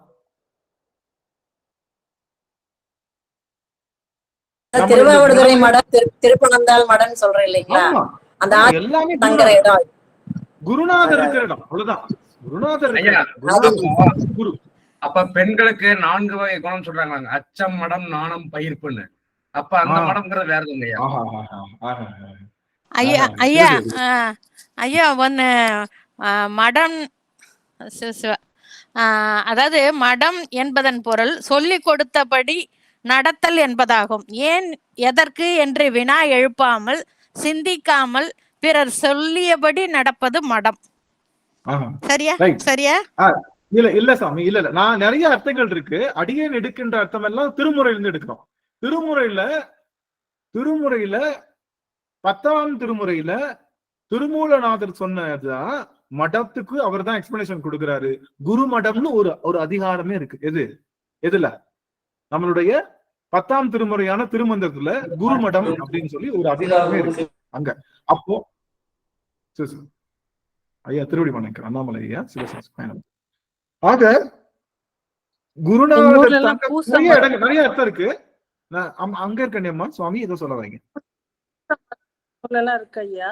ஆனா இங்க வந்து முருகன் பூச மடம்னு இருக்கு. ஊர்ல பூஜை பண்ற மடம்னு இருக்கு. அப்ப அங்க வேல் வச்சு பூஜை பண்ற இடம் அந்த இடம். அப்ப அவர் தான் குருநாதர் நீங்க சொல்ற மாதிரி. முன்னாடி குருநாதர் இருந்திருப்பாங்க, அந்த இடத்துல குரு இருந்திருப்பாங்க. குரு மறைந்ததுக்கு அப்புறம், அவங்க ஜீவசமாதி ஆனதுக்கு அப்புறம் அந்த இடத்துல ஏதாவது ஒரு குறியீடு வச்சு வழிபாடு, குருவுக்கு பதிலா குறியீடு வச்சு வழிபாடு செய்வாங்க. நீங்க எந்த மடமா இருந்தாலும் குருநாதர் பேர்ல தான் இருக்கும். வேற எந்த மடமும் வேற குருநாதர் பேர்ல இருக்காது. குரு இருக்கு. நீங்க நிறைய அர்த்தம் இருக்கு. இப்ப எல்லாம் அம்மா டெபினிஷன் கொடுத்தாங்க, கலாவதி அம்மா டெபினிஷன் கொடுத்தாங்க. ஐயா மடம்னு சொல்ற, மடப்பள்ளின்னு சொல்றோம். அங்க குருநாதர் இருக்காரான்னு கேட்கக்கூடாது. மடப்பள்ளி என்பது சமைக்கிற இடம். அதாவது ஒரே வார்த்தைக்கு பல பொருள் உண்டு. அதுல மடம் என்பது இந்த இடத்துக்குரிய பொருள் என்ன அப்படின்னா, நம்மளுடைய சைவத்துக்கு நம்மளுடைய திருவாசகத்திற்கு ஏற்ற பொருள் என்பது மடம் என்பது எந்த இடம், மடம்ன்ற இடம் எதை குறிக்குது அப்படின்னா, அதற்கு பேரு அது குருநாதர் இருக்கின்ற இடத்துக்கு பேரு மடம்னு பேரு. இதை யார் சொல்லியிருக்காங்கன்னா, திருமூலர் திருமந்திரத்திலே. உங்களுக்கு வாய்ப்பு இருந்ததுன்னா குரு மடம்ன்ற உங்களுக்கு மொபைல்லே கூட சைவம்.org இருந்ததுன்னா 12 திருமுறை இருக்கும். அதுல போயிட்டு நீங்க திருமந்திரம் கிளிக் பண்ணீங்கன்னா குருமடம்னு வந்துடும். குருமடத்துல சொல்றாரு குருமடம்னா என்ன, மடம்ன்ற வார்த்தை எப்படி வந்தது. அதனால மடம்னு தனியா சொல்லக்கூடாது. எப்பொழுதுமே சொல்றப்ப என்ன சொல்லணும், இனிமே புரிஞ்சுக்கோங்க. மடம்னு தனியா சொன்னனாலதான் அது என்னன்னு தெரியல. எல்லாம் தெரிஞ்சுக்கோங்க. மடம்னு தனியா சொன்னனாலதான் அது யார் இடம்னு தெரியல. இனிமே மடம்னு தனியா சொல்லக்கூடாது, மடம்னு சேர்த்து சொல்லணும். குருமடம். குருமடம்னு சொல்றீங்கன்னா இப்ப யாராவது கேக்குறாங்க குருமடம்னா அதுல யார் இருப்பான்னு கேக்குறேன். அது என்ன இடம் கேட்டா என்ன சொல்லிருவீங்க? ஈஸியா வேற என்ன சொல்லிருப்பீங்க? குருநாதர் இருக்கிற இடம் குருநாதர் இடம் சொல்லிருப்பீங்களா? ஆனா குருவை விட்டுட்டோம்ல. மடத்துல இருக்கக்கூடிய குருவே, மடத்துல இருக்கிற குருவே வாயிலேயே விட்டுட்டோம். நம்மளா தூக்கி சமக்க போறோம் குருநாதர், நம்மளா தூக்கி சமக்க போறோம். மடம் வெறும் மடம் மட்டும் சொல்றோம் இல்ல, குருமடம்னு சொல்லணும். குருமடம் என்பதுதான் சரியான சிறந்த சொல். அப்போ குருமடம். அதனால எப்பொழுதுமே யாத்திரை செல்லும் போது மடத்திலிருந்து தான் கிளம்பணும். மன்னிக்கணும், குருமடத்திலிருந்து தான் கிளம்பணும் யாத்திரைக்கு போறப்போ. யாத்திரைக்கு இதான் லட்சணம். முதல்ல எடுத்தோடனே குருமடத்துல இருந்து தான் ஆரம்பிக்கணும். சரி, வீட்டுல இருந்து போக கூடாது. வீட்டுல இருந்து போனா அது என்னது? சுற்றுலா. வீட்டுல இருந்து போனா சுற்றுலா. ஏன்னா வீட்டுல இருந்து போறது எதுக்காக? உடல் இன்பத்திற்காக. உடல் இன்பத்திற்காக போறது குருகுலம். உடல் இன்பத்துக்காக போறது. உயிர் இன்பத்துக்காக இருக்கக்கூடிய ஒரே ஒரு ஆள். உடல் இன்பத்திற்கு வந்தவங்க தான் தாய் தந்தையர். உயிர் இன்பத்துக்கு வந்தவர் யாரு? குருநாதர் தான். குருநாதருடைய திருவடி பணிந்து நம்ம அந்த பயணத்துக்கு போறோம். அப்பதான் என்ன ஆகும்? யாத்திரை முழுமை அடையும். திரும்ப எங்க முடியறப்ப எங்கதான் வரணும்? யாத்திரை போயிட்டு முடியறப்ப எங்கதான் வரணும்? குருமடத்துக்கு தான் வரணும். குருமடத்துக்கு வந்துதான் நிறைவு செய்யணும். நீங்க குருநாதரோட டிராவல் பண்ணாலும் சரி, இல்ல குருநாதரை விட்டுட்டு நீங்க டிராவல் பண்ணாலும் சரி, மடத்துல இருந்து தான் யாத்திரை பண்ணணும். சரி, யாத்திரை தொடங்கும் போது எப்பயுமே என்ன பண்ணிக்கணும்? நல்லா கவனிங்க. எப்பயுமே நான் என்ன சொன்னோம்? இப்ப என்ன சொன்னோம்? செலவு பண்ணும்போது என்ன வேணும்? செலவு பண்ணும்போது என்ன வேணும்? பணம் வேணும். பணம் வேணும். காசு வேணும், பணம் வேணும். செலவு பண்ணும்போது செலவு என்பது இங்க என்ன? பயணம். அருமை அருமை. செலவு என்பது பயணம். இங்க செலவு என்பது பயணம். இப்போ நாம செல்லக்கூடிய அந்த செலவுக்கு பணம் வேணும். என்ன பண்ணணும்? அந்த பணத்தை எப்படி பெறணும்னா யாசகமாக பெறணும். யாத்திரை செல்லும் அந்த பணத்தை எப்படி பெறணும் அப்படின்னா குருமடத்திலே யாசகமாக பெற்று செல்லணும். யாராவது போக முடியுமா? போக முடியுமா? எந்த யாத்திரைக்காவது தான் போக முடியுமா? யாசகமா வாங்கினா என்னைக்கு கிடைக்கிறது காசு? என்னைக்கு கிடைக்கிறது? என்னைக்கு நம்ம ஹிமாலயாவுக்கு போறது? ஹிமாலயா போறதுக்கு என்ன செலவாச்சு? ஒரு அப்ராக்சிமேட்டா சொல்லுங்களேன். அப்ராக்சிமேட்டா ஹிமாலயா போறது 2 லட்சம் ஆகுங்கய்யா. 2.5 லட்சம், 2.25 லட்சம் ஆகும். அப் டு டேட் இல்ல 1.5 லட்சம். ஆமா, அப் டு டேட் 2.5 லட்சம், 2.5 lakhs ஆகும். நீங்க அந்த யாத்திரைக்கு கம்மிங்க. எங்க 2 பேருக்கும் நாங்க இப்ப கம்மியாயிடுச்சுங்க. நாங்க போகும்போது 2 பேரும் சேர்த்து 4.5 லட்சம் ஆச்சுங்க. அப்பாவுக்கு எனக்கு சேர்த்து. நாங்க போகும்போது 2017ல. இப்ப கொஞ்சம் குறைஞ்சிருக்கலாங்க, என்ன தெரியலைங்க. நாங்க எல்லாம் பிளைட்லயே போனோங்க ஐயா. எல்லாம் பிளைட்டு, எல்லாமே பிளைட்டு, ஹெலிகாப்டர், எந்த சிரமமும் இல்லாம போனதுனால அதிகமா இருக்கும்னு நினைக்கிறேன். இப்ப கொஞ்சம் குறைஞ்சிருக்கலாம். மினிமம் 1 லட்சம் ஆகும். நீங்க பிளைட் ஹெலிகாப்டர் எல்லாம் போனாலும் 1 லட்சம் ஆகும். சரி, ஆக யாத்திரை என்பது எங்க தொடங்கணும் அப்படின்னா அது குருமடத்திலே தொடங்கணும். யாத்திரை என்பது எப்படி தொடங்கணும்னா யாசகத்திலே தொடங்கணும். ரெண்டும் தான். யாசகத்திலே தொடங்கும். யாசகம்னா என்ன அர்த்தம்? வீட்டுல இருந்து கிளம்புறப்ப என்ன பண்ணக்கூடாது? நீங்க கவனிங்க. யாத்திரை என்பது ஒரு துறவுக்கு ஒத்திகை. யாத்திரை என்பது என்ன? ஒரு துறவுக்கு ஒத்திகை. அந்த காலத்துல யாத்திரை என்பது என்னன்னா ஒரு துறவுக்கு ஒத்திகை. அப்படிதான் போனோம். என்ன பண்ணுவாங்க? எதுவும் எடுத்துட்டு போக கூடாது. எந்த ஊருக்கு போனாலும் எல்லார் வீட்டு வாசல்ல என்ன இருக்கும்? திண்ணை இருக்கும். எந்த ஊருக்கு போனாலும் அதிதி தேவோ பவன் ஏன் சொல்லியிருக்கோம்? யாராவது தெரியாதவங்க வந்து அவங்களுக்கு உணவு கொடுக்கணும்ன்றதுதான் முக்கியம். தனக்கு உணவு இல்லாட்டினாலும் வழிபோக்கர்கள் யாராவது வந்தாங்கன்னா அவங்களுக்கு உணவு கொடுக்கணும்ன்றதான். ஏன்னா இன்னொரு நாளைக்கு நாம போறப்ப நம்மளுக்கும் அதே மாதிரி கொடுப்பாங்க. கொடுப்பாங்க, நாம கொடுத்தாதானே கொடுப்பாங்க. அதனால எல்லாருக்கும் அதனால என்ன பண்ணுவாங்கன்னா எதையும் எடுத்துட்டு போக மாட்டாங்க. குறைஞ்சபட்சம் ஒரு நேர சாப்பாடு அவ்வளவுதான். அதுக்கு மேல கிடையாது. அப்ப யாத்திரை என்பது என்னன்னா குருமடம்னாலே குரு கிட்ட போயிட்டாலே துறவுதான். முழுவதுமாக எல்லாம் என்னை இழந்த நலம் சொல்லி அங்கிருந்து தொடங்கணும். யாசகமாகத்தான் பொருளை பெறணும். யாசித்து பொருளை பெற்று அந்த பொருளினாலே பயணித்து அந்த பொருளின்பத்தினாலே இறைவனை சென்று தரிசித்து எந்த ஒரு சிந்தனையும் நினைப்பும் இல்லாம இறைவனை சென்று தரிசித்து திரும்பவும் இங்க வந்துட்டு திரும்பவும் எதுக்குள்ள போயிடுவோம்? இந்த பயணம், இந்த யாத்திரை போனோம்ல, யாத்திரை போற வரைக்கும் என்ன கிடையாது? பால்காரன் பால் கொடுத்தானா, கேஸுக்கு பில்லு கட்டணுமா, வைஃபைக்கு காசு கட்டணுமா, பிள்ளைக்கு ஃபீஸ் கட்டணுமா, அதுக்கப்புறம் நம்ம அங்க போனோமே அந்த ஐயோ இந்த மாசம் வந்து பிள்ளை காது குத்து வச்சுன்னு சொல்லிச்சு, நான் பிசாத்துக்கு இங்க காசிக்கு வந்துட்டேனே, அந்த பிள்ளை என்ன பண்ணணும்னு தெரியாது. இந்த மாதிரி எந்த நினைப்பும் இருக்காது.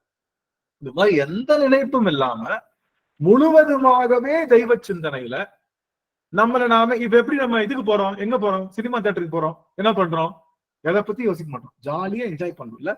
போறோம், நாளைக்கு காசு இருக்க தெரியலையா, 350 ரூபாய்க்கு ஒரு பாப்கார்னு, 2 ஐஸ்கிரீம், பால்கனி டிக்கெட்டு, அது இதுன்னு என்ஜாய் பண்ணிட்டு வரோம். அது மாதிரி யாத்திரை என்பது முழுவதுமாக இறைவனை அனுபவிக்க செல்லுகின்ற இடம். குருநாதருடைய குருவருளினாலே முழுவதும் துறந்து இந்த உலகவியல்ல ஒரு பிரேக் கொடுக்குறோம். எதுக்கு? எப்ப பார்த்தாலும் பில்லுங்க, எப்ப பார்த்தாலும் அதே பால்காரனுக்கு காசு கொடுக்கணும், பில்லு கொடுக்கணும், இஎம்ஐ கட்டணும். இதுல இருந்து ஒரு பிரேக் என்ன பண்ணலாம்? போயிட்டு குருநாதர் எந்த பொருள் எடுக்கல, ஒரே ஒரு துணி, ஒரு மாத்து துணி, ஒரு ட்ரெஸ். உடனே பெரிய நம்ம இன்னைக்கு கிளம்பணும் என்ன பண்ணுவோம், ஒரு பெரிய ட்ராலில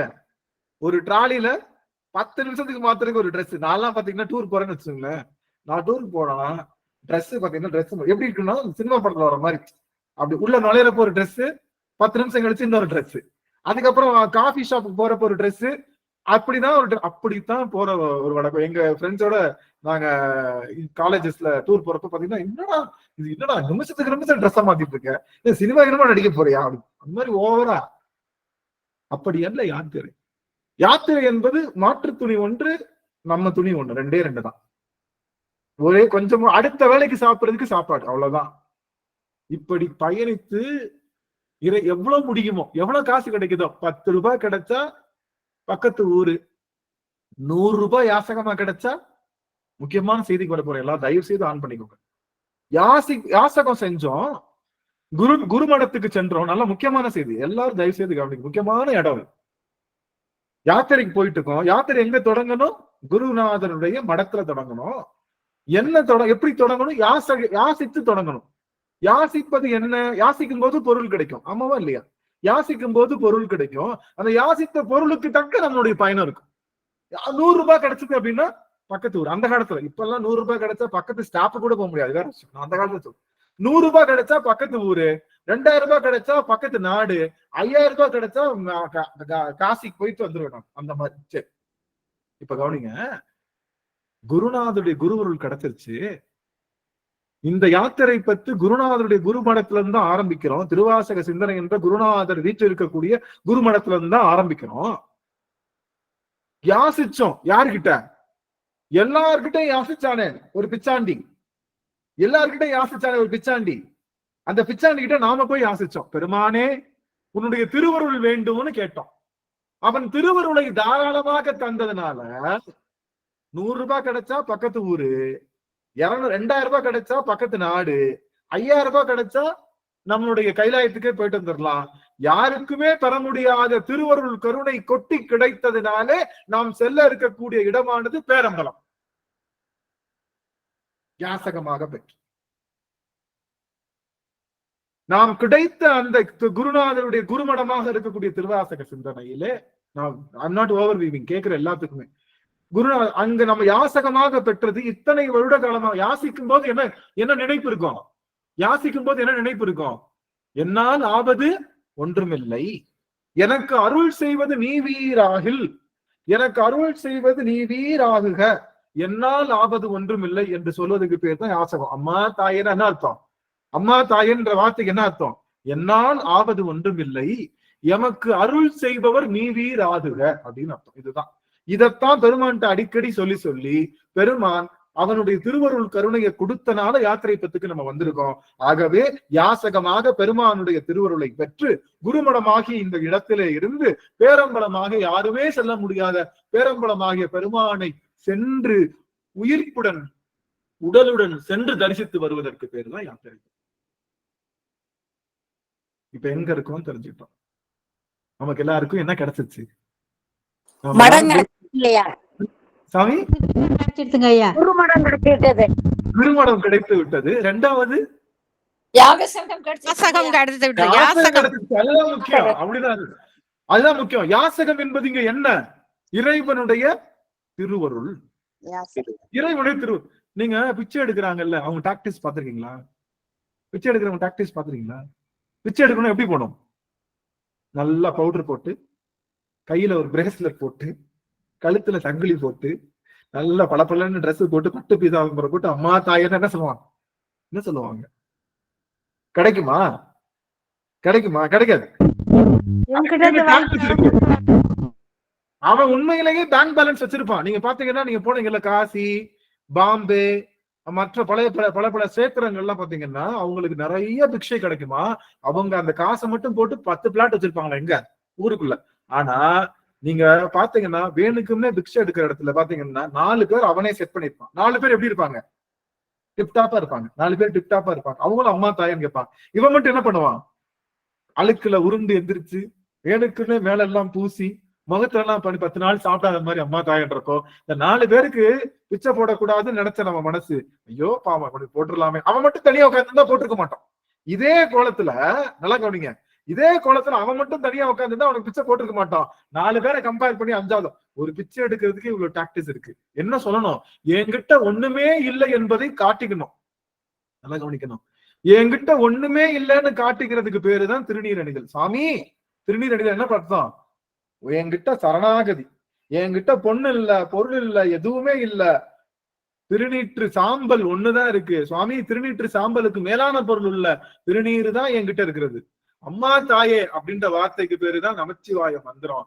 ஆகவே திருநீற்றையும் திருவைந்தெழுத்தையும் இறைவனுடைய அந்த அருள் தன்மையும் நினைந்து யாருமே பெற முடியாத பேரண்ட பெருநாயகனாக இருக்கக்கூடிய சிவபெருமானிடம் யாசகமாக அவன் கருணையை பெற்றதனாலே குருமடத்திலிருந்து பேரம்பலத்திற்கு செல்லுகின்ற ஆற்றலை பெறுவது யாத்திரை 10 முடிஞ்சு. யாத்திரை 10 முடிஞ்சு. இந்த யாத்திரை 10 பெறணும்னா அனுபவாதீதம் வேணும். என்ன எப்படி இந்த பிச்சைக்காரனுக்கு என்ன அனுபவம் இருந்தது? ஏற்கனவே 4 பேரை காமிச்சு தானே வந்து அது போல பல அனுபவங்களை பெற்று அனுபவங்களுடைய குவியல்களாக இருந்தால் மட்டும்தான் இறைவனுடைய திருவருளை பெற முடியும். அந்த வகையிலே மணிவாசக பெருமான் திருவருளை பெற்றுவிட்டார். இன்னொன்னு கவனிச்சுக்கோங்க, நல்லா கவனிங்க ஒரு நிமிஷம். ஒரு புழு மரத்துல இருந்துச்சு, அது எட்டி பாக்குது பெரிய பள்ளத்தாக்கு. நல்லா கவனிங்க, ஒரு புழு மரத்துல இருந்தது, எட்டி பார்த்து பள்ளத்தாக்கு அங்க பாக்குது. அந்த பள்ளத்தாக்கு கடைசியில ஒரு ஆப்பிள் மரம் இருக்கு. இந்த புழு கீழே இறங்கி நகர்ந்து அந்த ஒரு பெரும்பள்ளத்தாக்கு கடந்து அதையும் தாண்டி அங்க போச்சு அப்படின்னா மனிதர்கள் இறங்கி போனாலே 5 நாள் ஆகும். இந்த புழு இறங்கி போச்சுன்னா ஆயுட்காலமே முடிஞ்சிடும். ஆப்பிள் பழத்துல இருக்கக்கூடிய சுவையை அனுபவிக்கவே முடியாது. இந்த புழு பார்த்துச்சு, பக்கத்துல ஒரு சிங்கம் என்ன பண்ணுச்சு? தப்புன்னு சிங்கத்தோட பிடரி மயிரில் விழுந்துச்சு. சிங்கம் என்ன பண்ணுச்சு? 4 கால் பாய்ச்சல்ல இந்த முக்குல இருக்கக்கூடிய இந்த பள்ளத்தாக்குல இருந்து அந்த பள்ளத்தாக்கு அடுத்த நொடியில போய் அங்க போய் நின்றுச்சு. சிங்கம் அங்க நின்ன உடனே இறங்கி போய் அந்த மரத்துல இருக்கக்கூடிய அந்த ஆப்பிள் பழத்தை இது கடிக்க ஆரம்பிச்சு.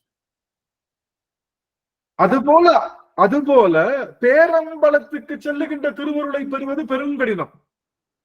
பேரம்பலத்திற்கு செல்லுகின்ற திருவருளை நாம் பெறுவது இந்த பிறவியில எல்லாத்தையும் விட்டு நாம் பெறுவது பெருங்கடினம். ஆகவே பேரம்பலத்துக்கு செல்லுகின்ற பெரும்பொருளை பெற்ற மணிவாசக பெருமானுடைய தோளிலே அமர்ந்து கொண்டு அவர் பேரம்பலம் செல்லும் போது அவரோடு சேர்ந்து செல்லுவதுதான் யாத்திரை.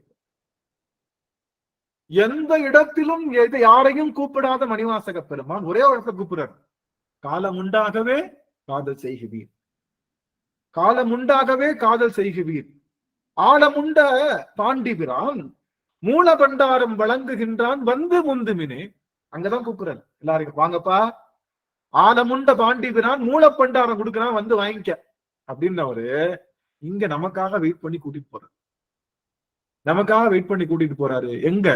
அவர் பேரம்பலம் போறாரு. நீ வர்றியான்னு கேட்கிறாரு. நீ வர்றியா? சரி வா. எப்படிப்பட்டவன் நாம் போறக்கூடிய பேரம்பலம் பெருமான்? நாம் பூவார் சென்னி மன்னன் என் புயங்க பெருமான் சிறியோமை. இதுல ஒரே ஒரு விஷயம் சொன்னா இந்த டோட்டல் விஷயமும் முடிஞ்சிடும். இந்த யாத்திரை 10 முழுக்க ஒரே ஒரு இழைச்செய்தி போயிட்டு இருக்கு. இந்த எல்லாத்துலயும் பாத்தீங்கன்னா எனக்கு பொறுத்த அளவுக்கு யாத்திரை 10 பேர் வைக்க இன்னொரு பேர் வச்சிருப்பேன். என்னைய ஒத்து பாருங்க, நீ அவ்வளவு பெரிய ஆள் ஆயிட்டியா? ஏன்னா திருவாசகத்துக்கு தலைப்புக்கு வைக்கிற அளவுக்கு நீ பெரிய ஆள் ஆயிட்டியா? உனக்கு அவ்வளவு நீ பெரிய ஆளா? அப்படின்னா சும்மா எனக்கு தெரிஞ்ச சொல்றேன். ஏன்னா இந்த எல்லாத்துலயும் அண்ணேன்னு சொன்னா என்ன சொல்றீங்க? அண்ணேன்னு சொன்னா என்ன சொல்றீங்க? அன்னை 10ன்றீங்க. குயிலேனா குயில் 10ன்றீங்க. ஆசைப்பட்டேன்னு சொன்னீங்கன்னா ஆசைப்பத்துன்றீங்க. அடைக்கலம் சொன்னா அடைக்கல பத்துன்றீங்க. அது போல ஒற்றை சொல்லை இந்த யாத்திரை முழுக்க பெருமான் பயன்படுத்தியிருக்காரு. யாரு? நம்முடைய மணிவாசக பெருமான் ஒற்றை சொல்லை யாத்திரை முழுக்க பயன்படுத்தியிருக்காரு. அந்த சொல்லுக்கு என்ன சொல்லுனா புயங்கன்ற சொல்லு. என்னைய கேட்டா இது யாத்திரை பத்துன்னு வைக்கிறது. இப்பெல்லாம் என்ன பத்துன்னு வச்சிருக்கலாம்? புயங்க பத்து. அதான் நானும் நினைச்சேன். எல்லா பாட்டுலயும் புயங்கன் புயங்கன் புயங்கன் புயங்கன். ஏங்க கரெக்டு தானே நான் சொல்றது? ஏங்க இது நீங்க அன்னைன்னு சொன்னா அன்னை பத்து வைக்கிறீங்க, குயிலனா குயில் பத்து, அடைக்கலன்னா அடைக்கல பத்து, ஆசைப்பட்டு ஆசை பத்து, இப்படி எல்லாம் வைக்கிறீங்க. இதெல்லாம் சரி புயங்கன் தானே வருது. புயங்க பத்துன்னு தானே வச்சிருக்கணும். நகைச்சுவைக்காக சொன்னேன். இதுவும் ஆக இந்த 10 பாட்டுலையும் பெருமான் சொல்லுகின்ற ஒரே ஒரு வரி புயங்கன். இந்த 10 பாட்டை எடுத்துக்கிட்டீங்கன்னா எல்லா பாட்டுலையும் புயங்கன்ற வார்த்தை வந்துடும், எக்ஸப்ட் கடைசி பாட்டு. கடைசி பாட்டுல வந்திருக்கா இல்லையா? கடைசி பாட்டுல வந்துருச்சு. 10 பாட்டுலயும் வந்துருச்சு. 10 பாட்டுலயும் வந்துருச்சு. ஆமா, 10 பாட்டுலயும் புயங்கன் வந்துருச்சு. புயங்கன் அப்படிங்கிற வார்த்தையை கீவேர்டா பயன்படுத்தாரு நம்ம சுவாமி. இங்க நல்லா கவனிச்சுக்கணும். புயங்கன் அப்படிங்கிற வார்த்தை தான் இந்த யாத்திரை பத்தினுடைய கீவேர்டு. அப்ப அந்த புயங்கனை சரியாக புரிந்து கொண்டால் யாத்திரை பத்த ஓரளவுக்கு புரிஞ்சுக்கலாம் அப்படின்னு அடியனுடைய உள்ள கணக்கு. புயங்கன் அப்படின்னு பெருமானுக்கு சொல்லுகின்ற அந்த வார்த்தை, புயங்கன்னா சிவபெருமானுக்கு மட்டும்தான் அந்த பேர், வேற யாருக்கும் கிடையாது. போற்றிவோ நமச்சிவாய புயங்கனே மயங்குகின்றேன், போற்றிவோ நமச்சிவாய புயங்கனே மயங்குகின்றேன். அதுல பாத்தீங்கன்னா போற்றியோ நமச்சிவாய, போற்றிவோ நமச்சிவாயதான், போற்றிவோ நமச்சிவாயதான், போற்றி ஓ நமச்சிவாய், போற்றி ஓம் நமச்சிவாய் இல்ல. அடிக்கடி நான் கொங்கு மண்டலத்துல நான் பார்த்திருக்கேன் நிறைய பேரு என்னது போற்றிவோம் நமச்சிவாயம் தான் சொல்றாங்க. நான் அப்படிதான் சொன்னேங்க. ராகவன் ஐயா தான் அதை மாத்தி இல்ல ஓ நமச்சிவாயா சொல்லுங்கன்னு சொல்லி போற்றி எல்லாரும் சொன்னாங்க. கொங்கு மண்டலத்துல நிறைய பேர் சொல்லியிருக்காங்க, நான் கேள்விப்பட்டிருக்கேன். நம்ம எப்படி திருச்சிற்றம்பலம் சொல்ற மாதிரி அங்க என்ன சொல்லுவாங்க, போற்றிவோம் நமச்சிவாய், போற்றிவோம் நமச்ச பங்க என்ன வராது, என்ன வராது, இம்மு வராது, இம்மு வராது. ஆமா, இம்மு வராது. ஓ என்று சொல்லற்கு அறியானை. சிவபெருமான் என்ன சொல்றாங்க? சிவபெருமானுக்கு இன்னொரு பேர் இருக்கு, நல்லா கவனிச்சுக்கோங்க. நிறைய பேர் சொன்னாங்க சிவபெருமான். போன வாரம் 2 பேர் சொன்னோம். என்ன பேர் சொன்னோம்? போன வாரத்துக்கு முந்தின வாரம் சிவபெருமானுக்கு 2 பேர் சொன்னோம். என்ன சொன்னோம்? தகவன், தகவன், பிரேமமா. தகவன் சொன்னோம். இன்னொரு பேரு தகவன் பொது. ஆஹா, அவனுக்கு பேரு தகவன் பொதுன்னு 2 பேர் சொன்னோமா. இன்னைக்கு சிவபெருமானுக்கு இன்னொரு பேர் சொல்ல போறோம். சிவபெருமானுக்கு இன்னொரு பேரு, நல்லா கவனிங்க, ரொம்ப கஷ்டமான பேர், யாருமே சொல்ல முடியாத பேர், ரொம்ப கஷ்டமான பேர். ஒரு நிமிடம் மட்டும், ஏன்னா 49 பேர் இருக்கீங்க. இந்த ஒரு சமயம் தெரிஞ்சுக்கிட்டீங்கன்னா இது யாத்திரை பத்துக்கு தொடர்புடையதுதான். யாத்திரை பத்துக்கு தொடர்புடையதுதான். சிவபெருமானுக்கு ஒரு பேர் இருக்கு, ஆனா நீங்க அதை சொல்ல முடியாது. அப்ப அது என்ன மனசுக்குள்ள சொல்றதாடா? இல்ல, வாயிலே சொல்லலாம், ஆனா சொல்ல முடியாது அவனால. அவ்வளோ பெரிய பேராடா, நீளமான பேராடா. ஆமா, கொஞ்சம் நீளமான பேர், ரொம்ப நீளமான பேர். சிவபெருமானுக்கு ஒரு பேர் இருக்கு, ஆனா சொல்ல முடியாது. அது என்ன பேர் அப்படின்னா, சிவபெருமானுக்கு ஓ அப்படின்னு ஒரு பேர் இருக்கு. சிவபெருமானுக்கு என்ன பேரு? அவனுடைய பேர் என்ன? ஓ. எங்க ஓன்னு சொல்லிட்டே இருங்க. ஓ அப்படின்னு நீங்க முடிச்சிருங்கல்ல. ஓ என்ன செய்யக்கூடாது? முடிவில்லாத ஓ தான் சிவபெருமானுடைய பேரு. புரியுதா? சிவபெருமானுடைய பேர் என்ன? முடிவில்லாத ஓ, இம் வராத ஓ. அதுதான் சிவபெருமானுடைய பேர். ஆனா மனிதர்களால என்ன சொல்லிதான் சொல்ல முடியும்? ஏன்னா நம்ம வாழ்க்கையே லிமிட்டட் வாழ்க்கை தான். நீங்க கேட்கலாம் அன்லிமிட்டடா சொல்லுங்க அப்படின்னா, என் வாழ்க்கையே லிமிட்டட் வாழ்க்கை. நான் என்னதான் பிறந்ததுல இருந்து நான் சொன்னாலும் கடைசியில எனக்கு இறப்புன்னு ஒண்ணு வந்துருதா, அப்ப என்ன ஆயிடும்? ஓ என்னவாயிடும்? முடிஞ்சிருமா? ஆயிடுமா? ஓ என்னவாயிடும்? முடிஞ்சிருமா? அப்போ சிவபெருமானுடைய பேரு சொல்ல முடியாத பேர் எதுன்னா ஓ அப்படின்ற பேர். ஏன்னா ஓ ஐயா ஓவாத சத்தத்தில் ஒளியே போச்சு. ஓ எவ்வளவு நேரம் சொல்ல முடியும்? உங்க தம்மு கட்டுற வரைக்கும்.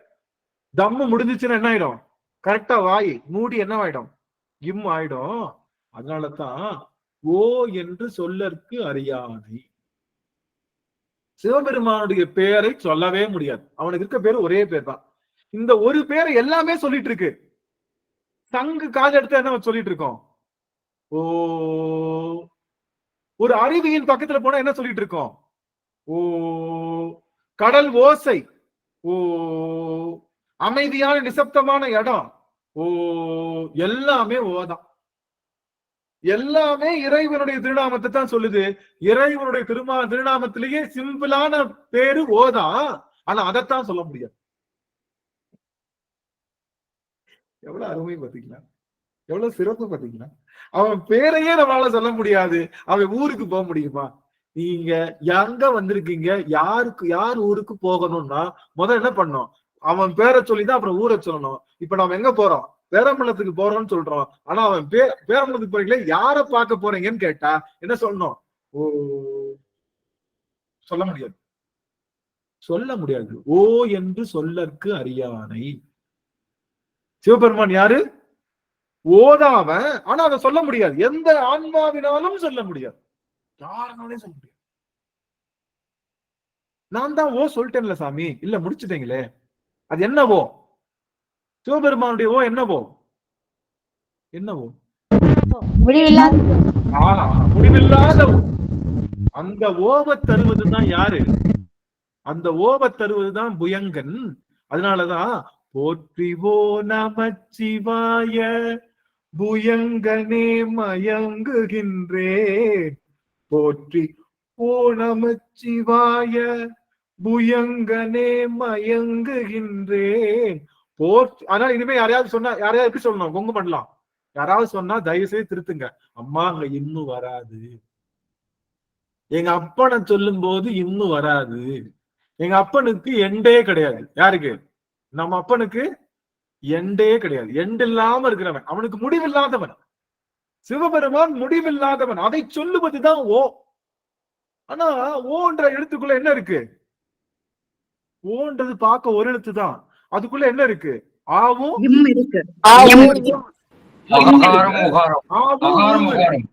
அகாரமும் உகாரமும் இருக்கு. அது போல ஓ என்பவன் சிவன் தான். சிவனுக்குள்ள ரெண்டு பொருள் இருக்கு. அதுதான் சிவசக்தி சொரூபம். ஆ உ என்ற ரெண்டு பொருள்.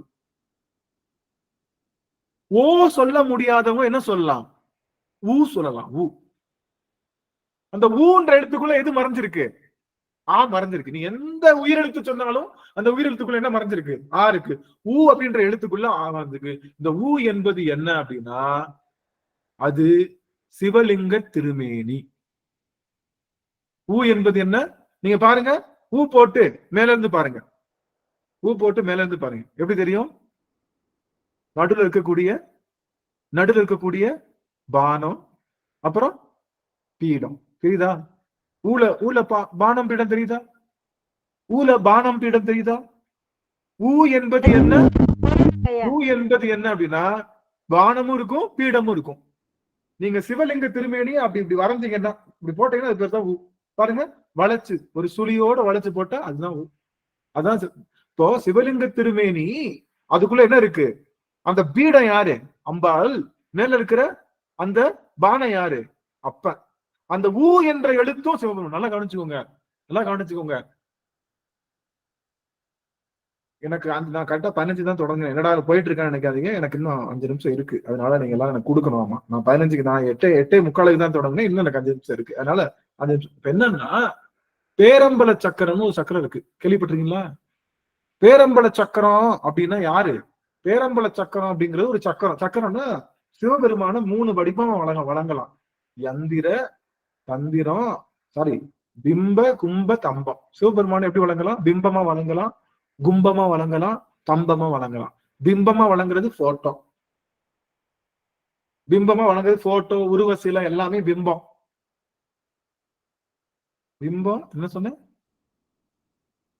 ரெண்டாவது கும்பம். கும்பம் தம்பம். பிம்பம் கும்பம் தம்பம். தம்பம்ன்றது அடல் நெருப்பு, தம்பம்ன்றது அடல் நெருப்பு.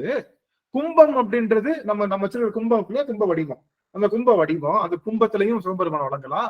பிம்பம் என்பது என்ன அப்படின்னா, பிம்பம் என்பது நல்லா கவனிங்க, பிம்பம் என்பது யந்திரம் தான். யந்திரம் பேர் தான் பிம்பம்.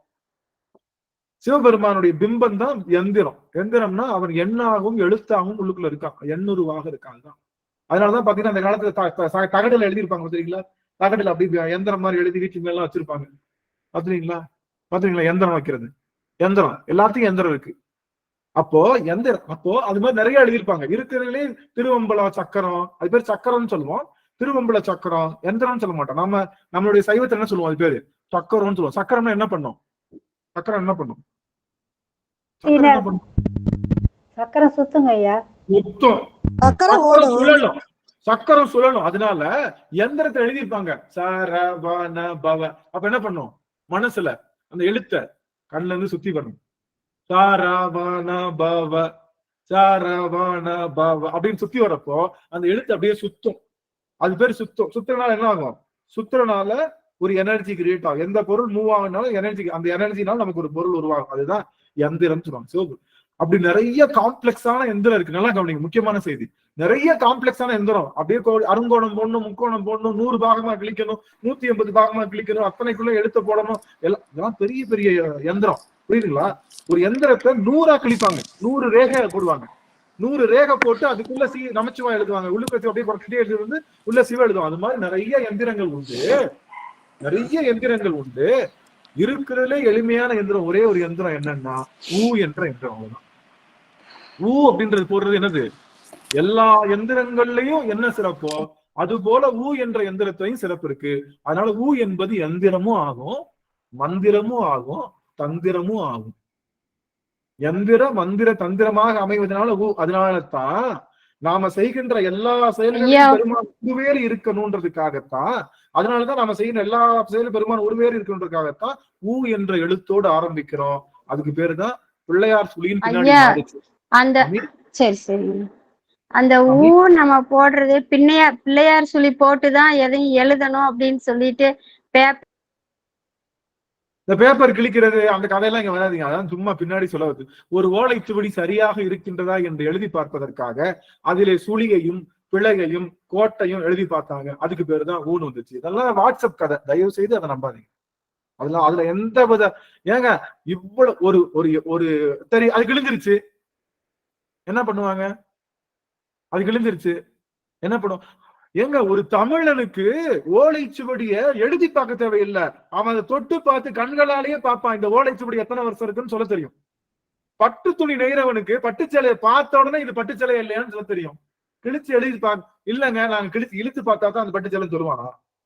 ஏங்க அவன் 24 மணி ஓலைச்சுவடியோடயே வாழுகின்ற அந்த அவனுக்கு எப்படி பதப்படுத்தணும்னு தெரியும், எப்படி பயன்படுத்தணும்னு தெரியும். அவன் எழுதுறப்ப அது ஊன்றது வந்து சுளிக்கும் கிளிக்கும். அதுக்காக ஏன் ஆளு போட்டு போறது? ஆளு எல்லாமே இருக்கு. சரி நான் என்ன கேட்கிறேன், இங்க கவனிங்க எல்லாரும். நீங்க கேட்டீங்க சொன்னது சரியா இருக்கட்டும். இப்படி சுழிச்சு இப்படி கோடு போறீங்க, இப்படி போறப்ப கிழிச்சிருச்சுன்னா அது என்ன சொல்றாங்கன்னா, அடியவர்கள் என்ன சொல்றாங்கன்னா, ஊ எதுக்காக போடுறாங்கன்னா ஓலைச்சுவடி சரியா இருக்கான்னு எழுதி பாக்குறதுக்காக ஊ போட்டாங்க. மற்றபடி அதுக்கு இதுக்கும் ஒரு சம்பந்தமும் இல்லை. ஊ என்ற எழுத்துல அத்தனை அண்ட சராசரத்தினுடைய பேரம்பல சக்கரமே அதுக்குள்ள இருக்குன்னு சொல்றான். யார் சொல்றான்? யார் சொல்றான்? கரெக்டா சொல்லுங்க, யார் சொல்றான்? திருமூலர். திருமூலர் சொல்ற. அருமை. திருமூலர் சொல்ற. நான் சொன்னா கூட நான் பையன் சொல்லிடலாம். திருமூலர் திருமணத்துல பேரம்பல சக்கரத்துல போய் பாத்தீங்கன்னா நிறைய சக்கரங்கள் சொல்லி தந்தவரு இந்த சக்கரத்தையும் சொல்லி தந்தாரு. எளிமையான சக்கரம், ஒரே சக்கரம். அந்த சக்கரத்துக்கு பேரு ஊவன்னா. அந்த சக்கரத்துக்கு பேர் என்ன? பேரம்பல சக்கரமும் அதுதான். இப்ப நம்ம எங்க போயிட்டு இருக்கோம்? யாத்திரைக்கு போயிட்டு இருக்கோம். பேரம்பலத்துக்கு போயிட்டு இருக்கோம்.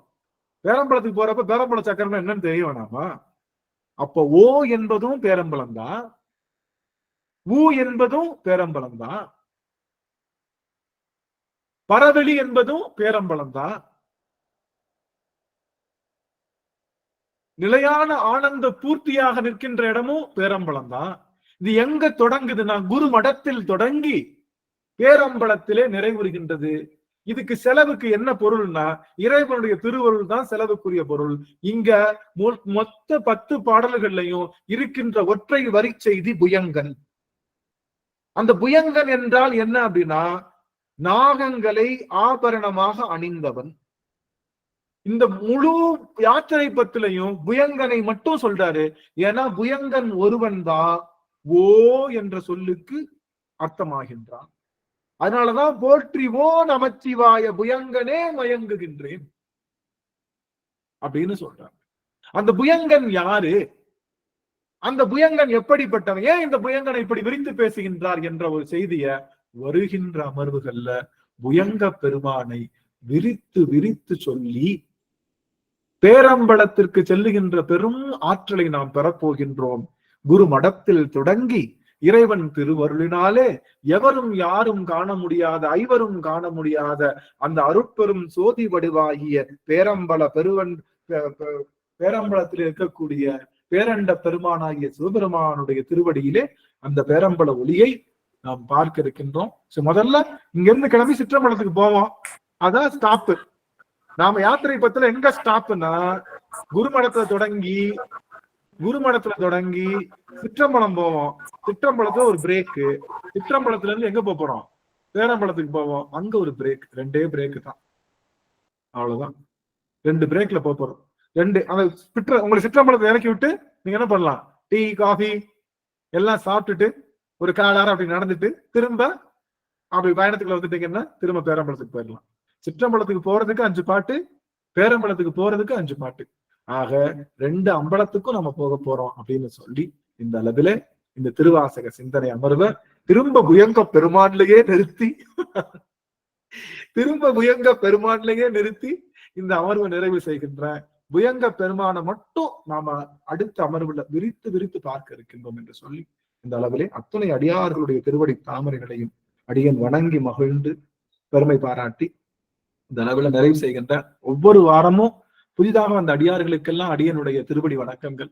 ஒவ்வொரு வாரமும் புதன்கிழமையும் வெள்ளிக்கிழமையும் சரியாக 8:30 இனிமே 8:30 வந்துடும். 8:35 இல்ல, 8:45 இல்ல, 8:30 வந்தோம். 8:30 தொடங்கி சரியாக 1.5 மணி நேரத்தில் நிறைவு செய்யப்படும் அடியார்கள் வரணும். நிறைவு செய்யும் முகமாக இன்றைய தினம் சரவண ஐயா அவர்கள் வாழ்த்து பாடும். நமச்சிவாய். நீங்க ஒரு படத்தை பத்தி சொன்னீங்கல்ல, அது பேர் என்ன சொன்னீங்க? எனக்கு சரியா கேட்கல.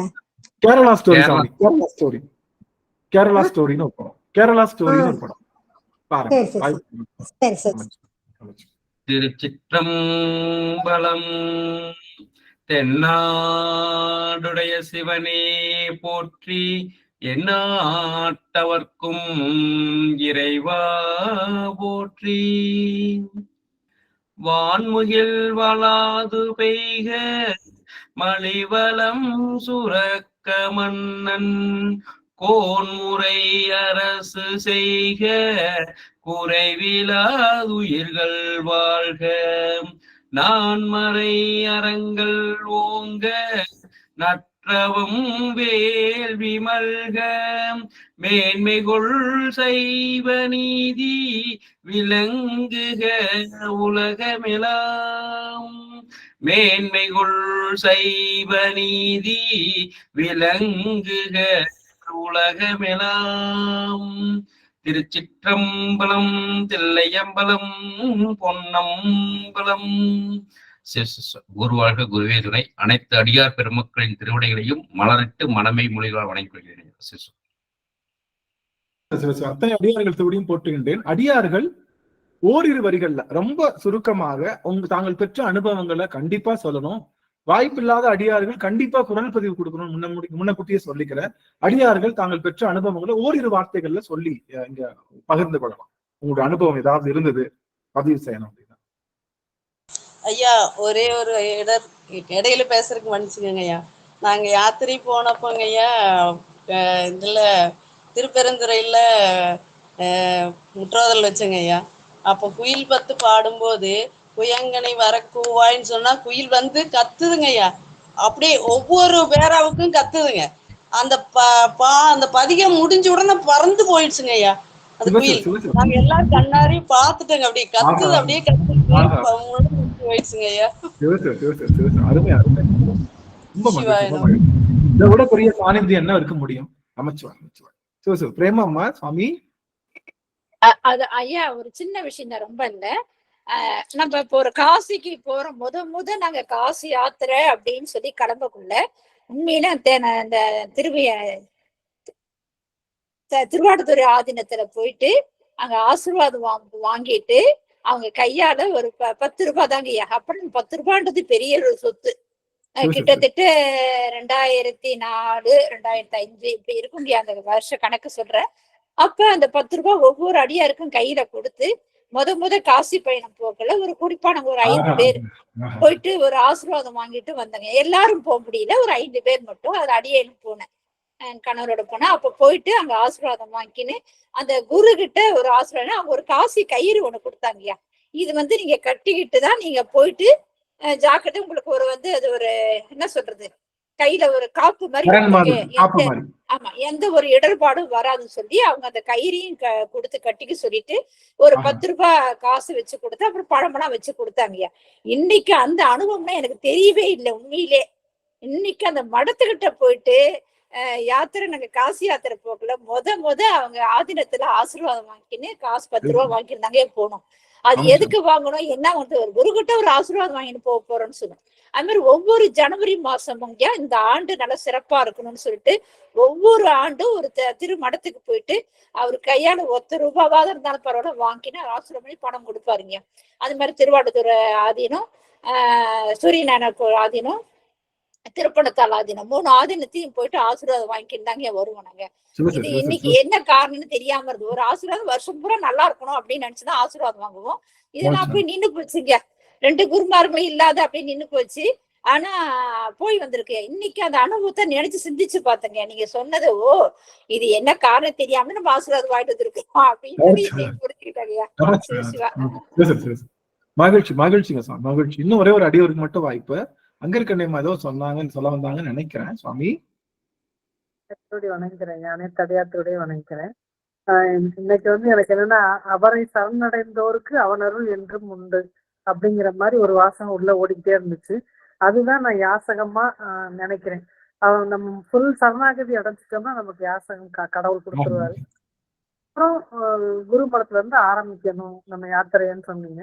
அது திருவாசகம் வரை நமக்கு அமைஞ்சிருக்கு. அதுவும் ஒரு பெரிய எல்லை எல்லாம் என்னை இழப்ப நலம் வந்துட்டா அது வந்துடும். அதே மாதிரி எங்க முத வந்த குரு ரிஷி அம்மா என்ன சொல்லுவாங்க, நமக்கு நேர கதவு திறத்திருக்கு, நம்ம நேர உள்ள போயிட போறோம்பாங்க. அப்படி போய்கிட்டே இருக்க மாதிரி ஒரு சூழல் இறைவன் கொடுத்திருக்காரு. தொடர்ந்து பெரிய பிரார்த்தனை. 2 வாரம் வரணும் அப்படிங்கறதா பெரிய விஷயம். இதுல நிறைய தொடர்ந்து நம்ம அந்த அனுபவம் பண்ணிட்டே இருந்தாதான் இது கிடைக்கும். இறைவன் தொடர்புல அதிகமா இருக்கணும். இந்த உலக பொருள்ல ரொம்ப இருக்கக்கூடாதுங்கிறது நல்லா புரிஞ்சுதுங்க. இறைவன் தொடர்பு அடியார் திருவடி அதை புடிச்சுக்கிட்டே இருந்தோம்னா நம்ம அந்த இடத்துக்கு நமக்கு கண்டிப்பா குரு வருவோம் திருவருளும் சேர்ந்து கூட்டி வைக்கணும். நமச்சிவாய். சிறப்புங்க சாமி. அருமை அருமை அருமை அருமையா இது பண்ணாங்க அம்மா. ரொம்ப மகிழ்ச்சி. அடியார்கள் எல்லாம் புதிய அடியார்கள் எல்லாத்தையும் அடியன் வரவேற்கிறேன்.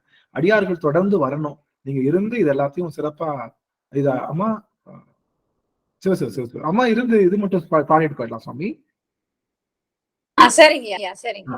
ஆமா நிறைவு பண்ணலாம். நிறைவு பண்ணவங்கம்மா பிரேமாமா அவர்கள் வாழ்த்து பாடுப்பாங்க. நமச்சிவாய். திருச்சிற்றம்பலம். என்னாடுடைய சிவனே போற்றி, எந்நாட்டவர்க்கும் இறைவா போற்றி.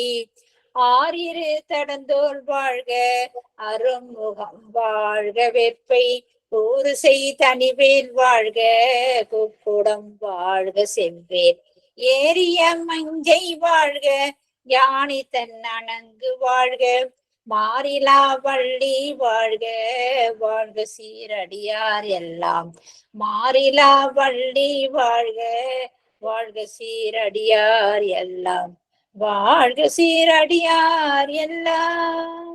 திருச்சிற்றம்பலம். வெற்றிவேல் முருகனுக்கு அரோகரா. அனைத்து அடியார் திருவடி தாமரைகளை சென்னிமேல் சுற்றி வணங்குகிறேன். சிவாய நம. திருச்சிற்றம்பலம். சிவசிவ நன்றிங்க சுவாமி. அத்தனை அடியார்களும் உத்தரவு வாங்கிக்கலாம். கண்டிப்பாக உங்களுடைய விஷயங்களை குரல் பதிவா நீங்க கொடுக்கணும். சிவசிவ புவனேஸ்வரி அம்மா ஐயா சிவகுமார் ஐயாவுடைய போன் நம்பரை கொடுங்கன்னு நான் சொல்லி நான் போனேன். ஐயாட்ட வாங்கினேன், அதை விட்டுட்டேன். ஐயா எனக்கு நீங்க போன் நம்பர் அனுப்பிட்டீங்கன்னா அடியன் வந்து உங்களை திருவாசனையில இணைச்சிடலாம். இல்லாட்டி பிரேமா நினைச்சிட்டீங்களா?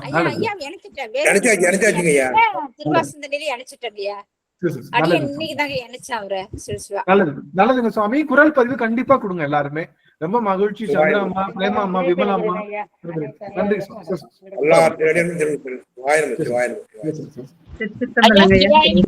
உத்தரவு வாங்கிக்கிறேன்.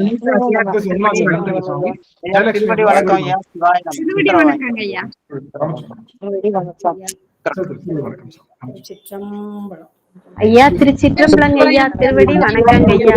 அனைத்து அடியாரையும் வணங்கிக்கிறாங்க ஐயா.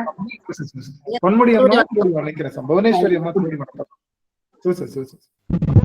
அங்கவே அம்மா திருவடி வணக்கிறேன். சாமி திருவடி வணக்கிறேன். ஐயா சிவாய நமங்க ஐயா. திருவடி வணக்கிறேங்க. சாத்தியம்மா சுவாமி திருவடி வணக்கம் சுவாமி. ஜானகி அம்மா திருவடி வணக்கம் சுவாமி. லோகநாயகி அம்மா அந்த ஐடியில இருக்கிறவங்க சாமி திருவடி வணங்கிறேன். சச்சினயம் அம்மா திருவடி வணக்கம் சுவாமி. சாந்தி அம்மா திருவடி வணக்கம். ரேவதி அம்மா திருவடி வணக்கம் சுவாமி. திருவடி வணக்கம் சாமி. திருவடி வணக்கம். நமச்சலம். ஐயா யாத்திரை பத்தி ஆரம்பிக்கிற அன்னைக்கு 8:30 வந்து உட்கார்ந்துட்டு முழுசா கேட்கணும் யாத்திரை பத்த. அந்த பலன் முழுமையா நம்ம கிடைக்கணும்னு ஆரம்பிக்கிற அன்னைக்கு ரொம்ப ஆர்வம் வந்து உட்கார்ந்துங்க. அடுத்த கிளாஸ்க்கே வர முடியாம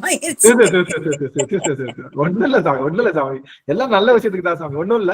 கண்டிப்பா நம்மளுடைய விஷயம் எல்லாம் குரூப் யூடியூப்ல இருக்கு சாமி. அதனால எதையும் நம்ம விட்டு போறதில்ல. வேணும்னா அங்க பாத்துக்கலாம். மகிழ்ச்சி சாமி. ரொம்ப சந்தோஷம் சாமி. நல்லபடியா எல்லாத்தையும் வழி நடத்துங்க சாமி. அமைச்சுவா. கணேஷ் ஐயா சாமி. கணேஷ் ஐயா சுவாமி திருவடி வணங்குகின்றேன். காஞ்சன் அம்மா, சிவகுமார் ஐயா, லோகநாயகி அம்மா, ரேவதி செல்வ கணபதி அம்மா சுவாமி திருவடி வணக்கம். அத்தனை திருவடி வணக்கம். கண்டிப்பா குரல் பதிவு எதிர்பார்க்கிறவங்க எல்லாருக்கிட்டையும் நமச்சிவாய். கணேசையா ரொம்ப மகிழ்ச்சி. போன இடம் குரல் பதிவு ரொம்ப சிறப்பா இருந்தது. ரொம்ப மகிழ்ச்சி. உத்தரவு பெருமானே, அது கடையில உட்காந்துட்டு எழுதிட்டு யாரு குறிப்புகள் எடுக்க முடியல. குறிப்புகள் மனசோட இருக்கு. நீங்க வந்து என்னன்னு கேக்குறப்ப என்னால எதுவும் சொல்ல முடியல.